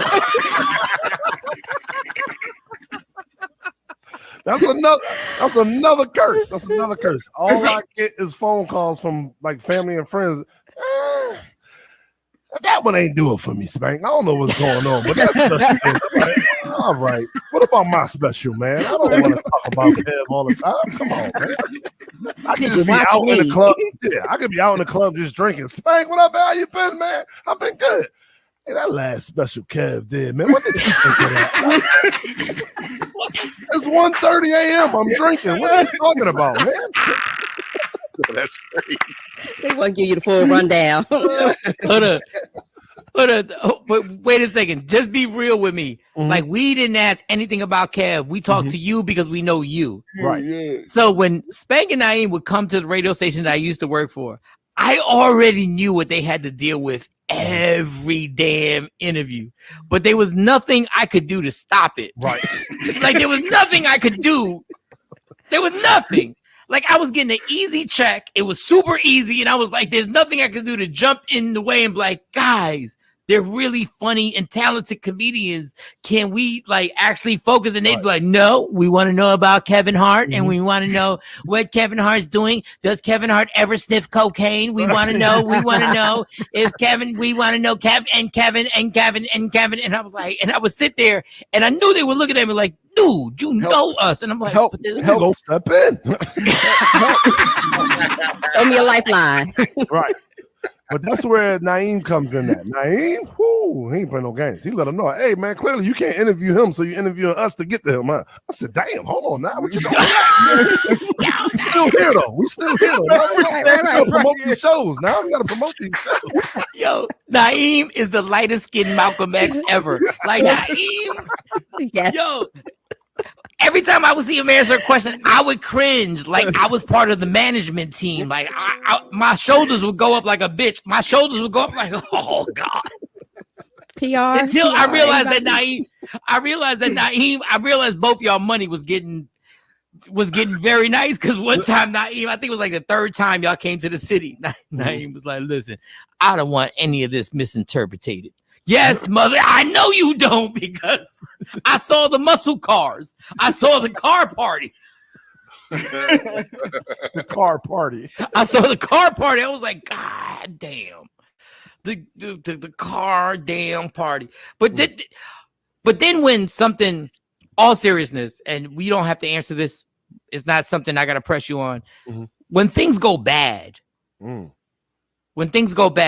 and everybody looks at all you guys and be like, everything's been perfect. Everything's been perfect. Right. All they did was they went to LA, they followed Kevin, they had no struggles. Like, you're going through a divorce. A divorce is not easy. I've been through a divorce, especially with somebody that you've been with for a minute. Yeah. 19 years? Yeah, 19 years. We can joke all we want about it. We can only joke about it until we get over how it hurts. Right. So after you get over the hurt, then you can actually start writing jokes about it and everything like that. So everybody's like, it's all good. They got the easy life. They just go, even though y'all get hated on at LA comedy clubs and cats look at you like you're just this. But when things go bad for Kev, and we almost, like the car accident, dog, you're with him all the time. Right. Like, I had to catch my breath and go like, please tell me this dude is okay. Yeah. So what does that feel like when then the onslaught of the world comes and they're like, Spank, what's going on? Tell me the truth. What's going on? Man, the world knew before I knew he was in a car accident. I actually put the TMZ repost of the cars in the group chat. I said, yo, what's going on? What's up with this? I didn't even know. Yeah. Because, I don't wake up till 9, 10 o'clock in the morning. You know what I'm saying? I don't have a family no more. My family left me. So I'm just in this big old house. I'll just be sleeping. I'll just be sleeping now. I don't be caring about news or none of that. I was asleep around 2 in the morning. And I woke up like around 10, 11. I'm seeing all these posts like, what's going on? I screenshot and put in the group chat. All Wayne response was, yeah, dummy, we all at the hospital right now. So, all right. Where you at? All right, send me the address. I'll be there about an hour. Give me about an hour. You said an hour. Give me about an hour. I jump in the shower and just look out my system. I got to get on the treadmill, get some of this alcohol out of me. I don't want to show up to the hospital smelling like a good time, So let me try to church out my outfit coming in. Oh my God. That was all right, dog. The car accident was all right. I mean, not to him because he fucked his back. You said it was all right. It was just all right. When he got caught cheating, that's when it was bad. It was bad. It was bad. Woo. Wife just staring at me the whole time, just staring. Like you knew. You ain't know nothing, Spank. You knew something. Yeah, that was bad. That was bad. The car accident, that wasn't nothing. I made you 2 plates last Thanksgiving. You ain't nothing. Wait. Let's stop. Because I watched that thing y'all had on Netflix, right? And I watched the whole part of the cheating. Let me tell you something. The worst, y'all had to catch it the worst. Because the fact that my fiance knew that I was cool with Kevin, like she literally was like, I knew that's what y'all did. I'm like, I ain't talked to Kevin in like 8 years. What are you talking association? So, but this is the one thing in that documentary that really struck me. He was like, he just went to Vegas and didn't call y'all. Because if y'all would have been there, that wouldn't have happened. Am I taking that correctly? That if y'all would have been there, things would have been different? I'm gonna plead the fifth on this one. Okay, that's fine. That's fine. I don't know where that's going. Good answer. Good I don't know answer. how I can answer this. That's a grown man. I don't know how. Somebody plead the fifth. Do you got to do this when you plead the fifth? Yeah, you got to do the Bill Clinton Obama thing right there. You know, okay, that's fine. That's fine. Next question. It's not that deep. That's fine. Yeah, next question. Okay. So let me just put my journalist hat on. Mm-hmm. You didn't like that dude. Is there? Am I reaching and saying that you didn't like that dude from the door? No, we all loved him. He was a funny. Oh, guy. you did love him. Yeah, he was a stand-up comedian also as well. He was a stand-up. He stopped doing stand-up though. He was. I bet he did. Yeah. I bet he did. It's the funny thing. Before I met him, you know, when Comic View used to do the when they had jokes that was similar, they would like mush them together. They had a comedian doing one joke and the other comedian doing another joke. Yeah. Me and him had like a similar joke, and they meshed us together. So I already knew who he was before I met him. I'm like, wow, that's a guy. We had a little joke similar together, and they put our joke together with him. So I already knew who he was, and then after knowing him, he was cool. He was a cool guy. I didn't know he was like that. I always wanted to ask this question in that documentary when y'all were in the private jet, right? Mm-hmm. Y'all was in the PJ because y'all do it all day. Like it's amazing. I can watch y'all. I just get so mad. I'm such a hater. Like I just got like these bastards are playing cards. And the trainer, what's his name? I know his name. Boss. And you see things getting heated between him and Kevin. And you see Kevin is in that he's had enough drinks where he's like, I'm not gonna stop. Mm-hmm. I'm gonna keep asking you so you don't own a home. Right. Is there a point where do you ever think about stepping in and going like, okay, guys, like, should we pray? Can we hold hands and pray? Like at some point, because the trainer dude, as much as he tries to be funny, he's a big dude. He's a big dude. He's an in shape beast. Yeah. So do you ever think to yourself like, yo, do you ever want to just whisper like Kevin, like, yo, shut up, like for real, just for 1 second, like stop. The good thing is I wasn't on the plane that time. I wasn't on the plane. Oh, you weren't on the plane? I wasn't on the plane that time. I think I had like when we like the last tour we did, Kev didn't want to do no more after parties. So the after parties came to me. So I was getting them best thing. I was taking them checks. I was staying in the city till the next day. Like Kev, after the show, he'll leave. Me, I'm still in Chicago, baby. I gotta host this party tonight. So I'll see y'all tomorrow. He got caught cheating, so he said, I'm not doing no more after party. You know, he's trying to clean his life up. So I'm like, right. So make sure you put all that money over here. Because outside of Kev, I'm the more lively guy. So now he more laid back. He ain't really care about the party. So. Spank was like, save your marriage because I don't give a damn about mine. We go. Bring it here. Bring it all here right now. I'll take all that money. But it got taken out of context what he was trying to say. Like, Boss did own a home. So what he was trying to say was, if everything was to stop, like how the pandemic happened. That's funny how the pandemic happened. If everything was to stop, you can't make no money. Could you be able to survive? And Boss said, yeah, I'll be able to survive. But Boss took it as, would I be able to survive without you? Like, yo, I do all this on my own. I don't need nothing of you or money from you. I got stuff on my own. He said, Boss, you're not listening to what I'm saying. To me, if everything was to stop for me, Kevin Hart, I wouldn't be able to survive. So how would you be able to survive? So that's why he started bringing up, well, do you own a house? So if you own a house, then you got to pay this mortgage month by month by month. Do you own this? So you got to pay that month by month. So how will you be able to survive after paying all these bills that you got if you can't make no income? So that's how that went. It got out of context though. No, you know what? That's crazy. That makes sense. I found that out after getting fired. Yeah.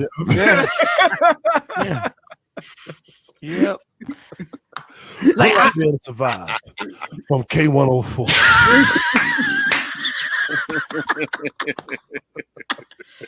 Like all of a sudden, I'm on Kevin's side. I was like, damn. All of a sudden, Kevin is Confucius. Like he was right. Like like can you? God damn! I didn't even know that it was taken out of context like that. Oh. All right, Spank. God, I'm just here to be the middle man, the middle piece to the puzzle. That's all. I'm just the middle piece. Damn, Spank. I'm trying to think of anything. He said something about the divorce and made me think of Gary Owen. And I thought, well, is Spank got to pay that $44,000 a month too? Like, I mean, am I asking too much? Like, let's get out of this. we want to know what your spousal support look like. 19 years is a long time. Yeah. I'm like, wait. I think Jay Black He's on the other side. He's on the other side. I don't know what's going on here. Hold on. He ain't rocking with the right team. Is she listening right now? Can you look at the viewership? Can you look at the viewership right now? I need to pull up all the people. I know she got some fake pages, so let me see. Is that her right there? That might be her. She's using Natasha Melbourne. She's using it. That's her. That's my ex-wife right there. That's my ex-wife. She's using somebody else's picture named Natasha. No, but it's so crazy because even Gary Owen, I know you know Gary Owen. You're super you guys forever. Yeah. And when it was so funny where reality hits because you do radio for over 25 years, you do comedy for over 25 years, and you always report stories. And then when you report stories on somebody you know, you actually feel bad because I'm like, God, like that's tough. It's like $44,000. Like Gary ain't hurting for nothing. No, not at all. But I'm sitting there going like 44,000 a month. I'm like, that's got to like hit your heart. Like, God, I don't care how good your accountant is. I am so glad my divorce was before his, because if my wife saw that, oh my God. Gary Owen's wife is getting 44. What you giving me? Oh my God. All right. So anyway, Will Smith's gonna make me famous. So when he but Spank. No, but Spank. But just in case, like we see each other, like y'all and Kev walk in, because I'll probably be next to Will. It's not that I rock with y'all. You know I rock with y'all. Right. Because he liked my post. Yeah. And then he sends me out there. And then if we see each other, like don't act funny just because I'm with Will. Like just be like, because you know I still rock with Kev. Kev's never acted funny to me ever, and he doesn't really have to acknowledge me. Like Kev has never had to acknowledge, but he doesn't. But I'm just saying, if me and Will are going to the Laker game, and we don't have an extra ticket, right? Don't take that out on me. I only met Will Smith once. Shout out to Will Smith though. He is so humble, bro. He is so humble, man. Okay, so when me and him are hanging out, I'm bringing you over. Now that I know that, I know that, I'm like, yo, this is Spank. Y'all know Spank. You want to make the introduction? I'm going to be the plug. I'm like, yo, Spank, come over here. You're gonna be the middleman. This is my dude. Like, this is my dude. I don't know if you know Classic Cup Boys. This man is amazing. And just meet Will. Well, how do y'all know each other, Mike? Yeah. He liked the picture from April 29th, 2021. And we've been kicking ever since. Spank. It was not a picture. It was a caption. I put my words. It was my words. It was my words, Spank. Do not downgrade the relationship that I'm about to have with Will Smith. Don't do that now. Don't do that now. Sorry about that, brother. I'm sorry. No, I'm just saying, because when I see y'all, I don't want there to be no problem. Like, I want that. No, because at a certain point, wherever the check is, you got to pick a side. But I love y'all. I love you, Knight. I love Kev. I love everybody. Appreciate but don't. I'm gonna pick a side. I'm gonna pick a side. I got you. No, I know your side, but I gotta pick my side. Right. Like I know your side. I gotta pick my side. Oh man, Spank, for real, on everything for real. Like, real thank quick you. though, we can't end it like that. Oh my God! Come on, Spank. Understand. Spank, understand. Yeah, this dude does this all the. These two guys are my best friends, and Mo too. They're all my best friends in the world. So there's something that he does annoying no matter who we interview. We interviewed Johnny Gill, Bill Bellamy, Lunel, and he does this irritating thing where, how long have we talked right now, Spank? We've talked been about 45 minutes. That's it. 45 minutes. This man has talked about divorce. He's talked about what's going on with Kev. Well, did he really talk about divorce? I don't know. But no, he did. The man said the man literally said he's in his big house by himself. So after all that, he does this all the time. After all that, he goes, yo, real quick. He says, I just got a few things I want to get to know you about. We just talked to you for 45 minutes. Thank you. But go ahead. Go say what you're going to say, Jay. Go ahead. I just want to throw a couple things out there, and it's like a rapid fire thing, and then just get Spank's thoughts on things. After so, you know, something simple, cats and dogs, and then you got to pick one, like something like that. So I want to do some comedians, and then I want to also do some females. I want to do something different. So, all right, so comedians, real quick. If you had to choose one, here we go. Cedric or Steve? Who was Spank listening to or rocking with? Cedric. Okay. All right. Dave Chappelle, Chris Rock. Dave Chappelle. But I love Chris Rock, man. Yep. I love Chris Rock, but I'm going Dave Chappelle just because of the last few specials he dropped. So I'm going Dave Chappelle. Tracy Morgan or Mike Epps? Mike Epps. No hesitation. All right. Yo, Spank just so mad that you keeping him longer. Spank is just accident. He's rapid fire. He's like, what? Oprah, Hillary Clinton. No, I have a list of who's my like fave comedians. So. Okay. Go ahead, I'm sure. So they got to be Eddie or Richard, right? Well, Eddie or Richard. You can't, I don't even know if you can choose between that. It's tough to choose. I'm gonna have to go Eddie because I was watching Eddie, and then everybody said if you love Eddie, you got to go back to Richard. So that's how. So I watched Eddie first because that was when I was a child. Eddie was hot, so I watched Eddie first, and then I went to Richard. When I saw Richard, I said, "Oh my god!" So I'm gonna still go Eddie because that was the first one I seen do it. I was gonna ask about Paul Mooney, but Amy Schumer or Wanda Sykes, just to get a female in there. Wanda Sykes, Monique or some more. Well, you did a little extra with that one. That was extra. It was extra. It was a little emotion. No, because Samora is my favorite female comic of all time. She's my favorite. Nice. I don't think I ever told her that. I don't think I did. I think I tweeted it, and she might have liked the tweet. She might have liked the tweet, though, Mike. You know what, Spank? She liked your. She liked my tweet, though. So really? That's what we doing, Spank. That's what the hell we do. Like y'all listen. Let me tell you something, Spank. Let me tell you something. I am legend. Goddamn. Like when I tell you. Don't worry, I'm gonna be in them Hollywood Hills. Watch, and don't act funny. You know what? Just because of that comment, I'm acting funny. When you walking with Kevin and crew, I'm not speaking. I'm not gonna speak. I'm like, Will's gonna be like, "Don't you know them? I don't know them. I don't know none of them. Especially the tall one. I especially don't know that tall one." All right, some females, Spank. End of the night, you single. Well, you are single. You got a free pass. You got to pick one of them. You taking one of them to the hotel. Anything happens. Put the first image. Put the first image. Let's go with this first image. Let's see who Spank is taking in that hotel room with him. All right, first image. Who do we got? Drea Michelle or Megan Thee Stallion? You're only picking one, Spank. It's 3:00 in the morning. I think I'm gonna take Drea, man. Yeah. It don't matter who you pick, because when you walk in a restaurant, I'm still not speaking to your ass. I'm still gonna be with Will, and I'm not speaking. And tell Kev don't even say nothing to me. Next image. All right, who do we got next? Rapid fire. Oh, that's real rapid fire. That's why I don't be messing with you. You better rapid fire. We just go ahead. Rapid fire. Who do we got? Oh, okay. Kim Kardashian or Meghan Markle? Here we go. I'm going Kim Kardashian. She got that money. I'm going Kim. Yeah. I'm going Kim. I need a sugar mama. all that spousal support, right? Yeah. I'm older now. I get it now. It's not all about the sex.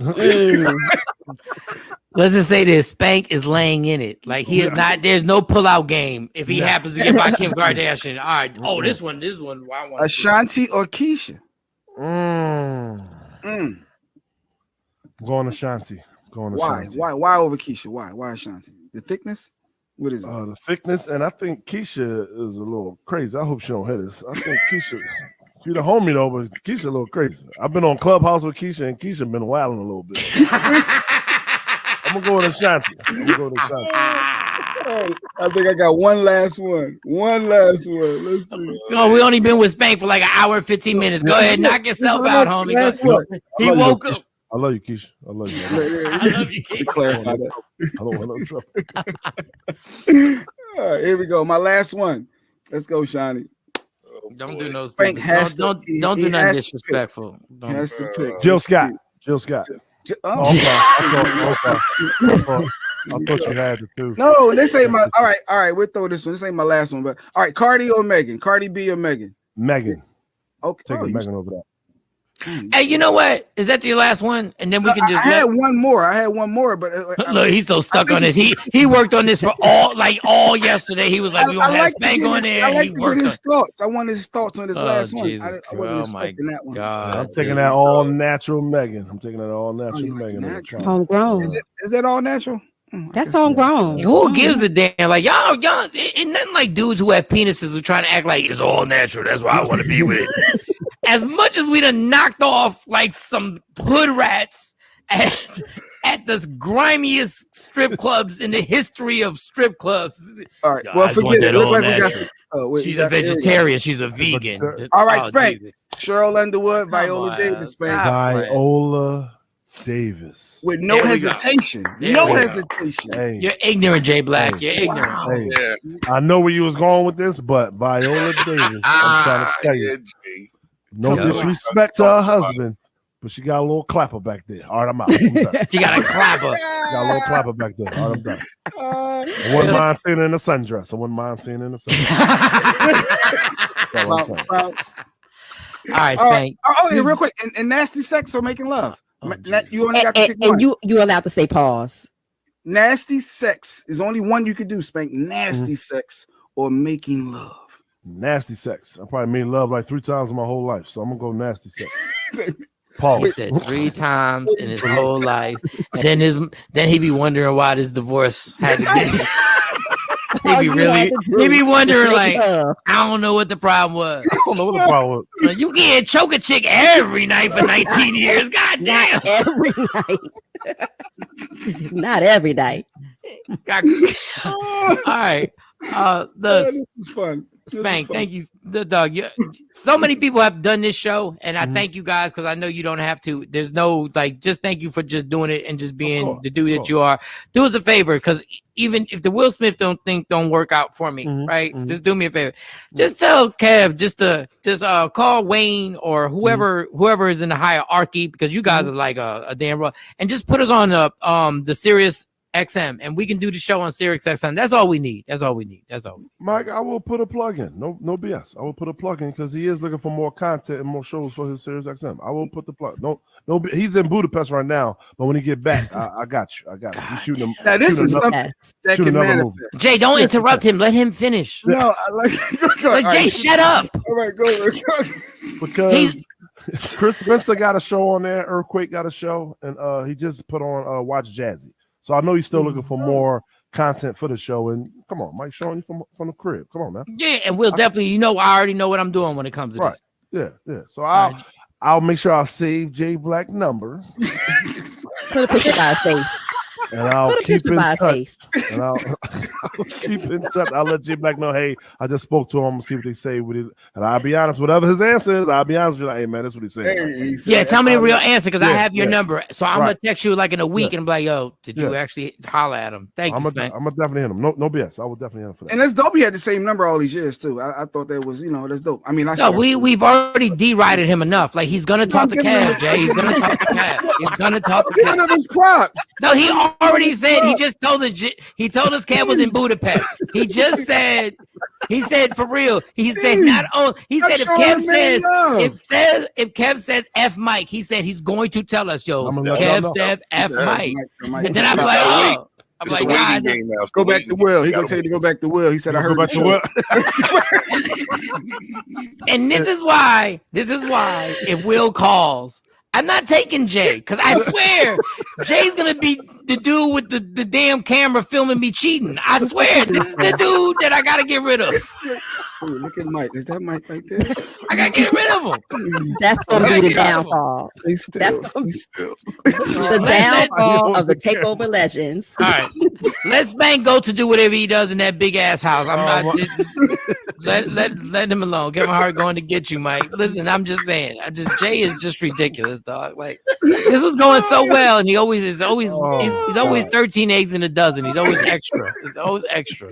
Yeah, I had fun. I don't know about you. I had fun. You ruined everything. I had fun too, y'all. I really did. I did. And that's all that counts. Spank have fun. As long as Spank have fun. Tell Naeem, tell Malcolm X we want him on next. Tell Black Wall Street we want him on next. I got you. I'm gonna let him know. Spank, thank you so much for real. God bless, and I hope all the best for you guys. And I know everything's gonna turn out amazing as it always does with you. Plastic Cup Boys, if you know them, if you see them in town, all over the country, make sure you go check it out. They were just in Arlington, Texas. They'll be all over the country. Spank, is there something you want to promote? Something you want to tell anybody about? Yeah, we'll be in Baltimore Comedy Factory Memorial Day weekend. July 3rd, we dropping. You know, Kev had gifted everybody a car at the end of a tour. Yeah. And when he gifted them, we started doing like cruises with old school cars and meeting up with other people with old school cars. Now we got a TV show out of it. So that airs July 3rd on Motor Trend. It's Motor Trend. I don't know how you can download Motor Trend app. And I think we got 8 episodes or whatever. It's a dope show. It's going to be us coming together trying to figure out how the hell you fix these old school cars. We didn't know it costs a lot of money to fix these cars. Yeah, because you got to update them. It's 2021. These cars from 1969 and they just don't drive the same. So you got to update everything. But hey, Spank, you need to write a book on how to pick your friends correctly because you need to write a book, my dude. You got Kevin Hart. He ended up with us. Hold on, Spank. The cars that Kev got you, right, turns into a show, which is amazing and is a God blessing. You know what my friends do? When they came over for a function, they brought Jenga. That's a funny. You gotta record that. That can be a funny YouTube video series. That can be you gotta record it. I'm trying to tell you. We had fun. Go ahead. The next thing, Spank. The next thing. I'm sorry. Go ahead. The next thing. What's the next? I think that's about it. Just catch me and Naeem on tour in different cities. We're in Baltimore. We got the TV show. We got the Sirius XM radio show every Tuesday and Thursday, 4 p.m. Pacific time, channel 96. And that's all I'm working on right now. And I'm trying to get this TV show back out there. I'm trying. I'm gonna keep working. You're gonna get that TV show. You're gonna get it. It's gonna happen. Make sure you tell Kev we'll do 5 days a week. We're not. We will do 5 days a week. It's not a problem. Right. It's not a problem. Y'all hear? And tell Kev if he says, "Well, I need 7." It's not like I'm gonna say nah. It's not like I'm gonna say that. We'll do 2 days of best stuff. Right. Like I might shrug my shoulders a little bit, but I'm not gonna do nothing crazy. I'm like, all right, Sunday it is. Like if he needs an Easter Sunday show, goddamn, I'm there. You're there. I'm there.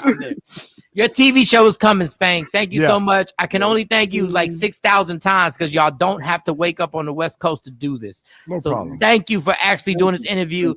Ladies and gentlemen, Plastic Cup Boy, more importantly, a hilarious comedian, actor, and the future writer of a TV show that will be on. Give it up for my man Spank. Thank y'all. Thank you, Spank. Hey, yo, it's going to be a hot summer because we back at it, man.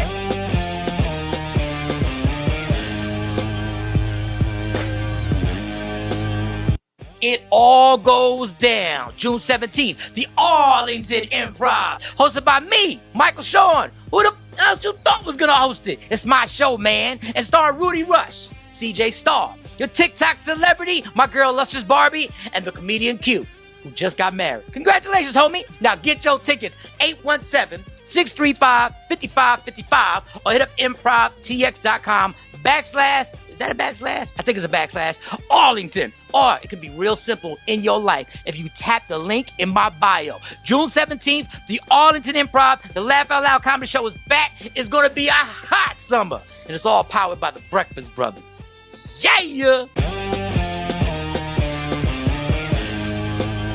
Michael Shawn and the TakeOver Legends, where nothing's off limits. Free Agent Radio.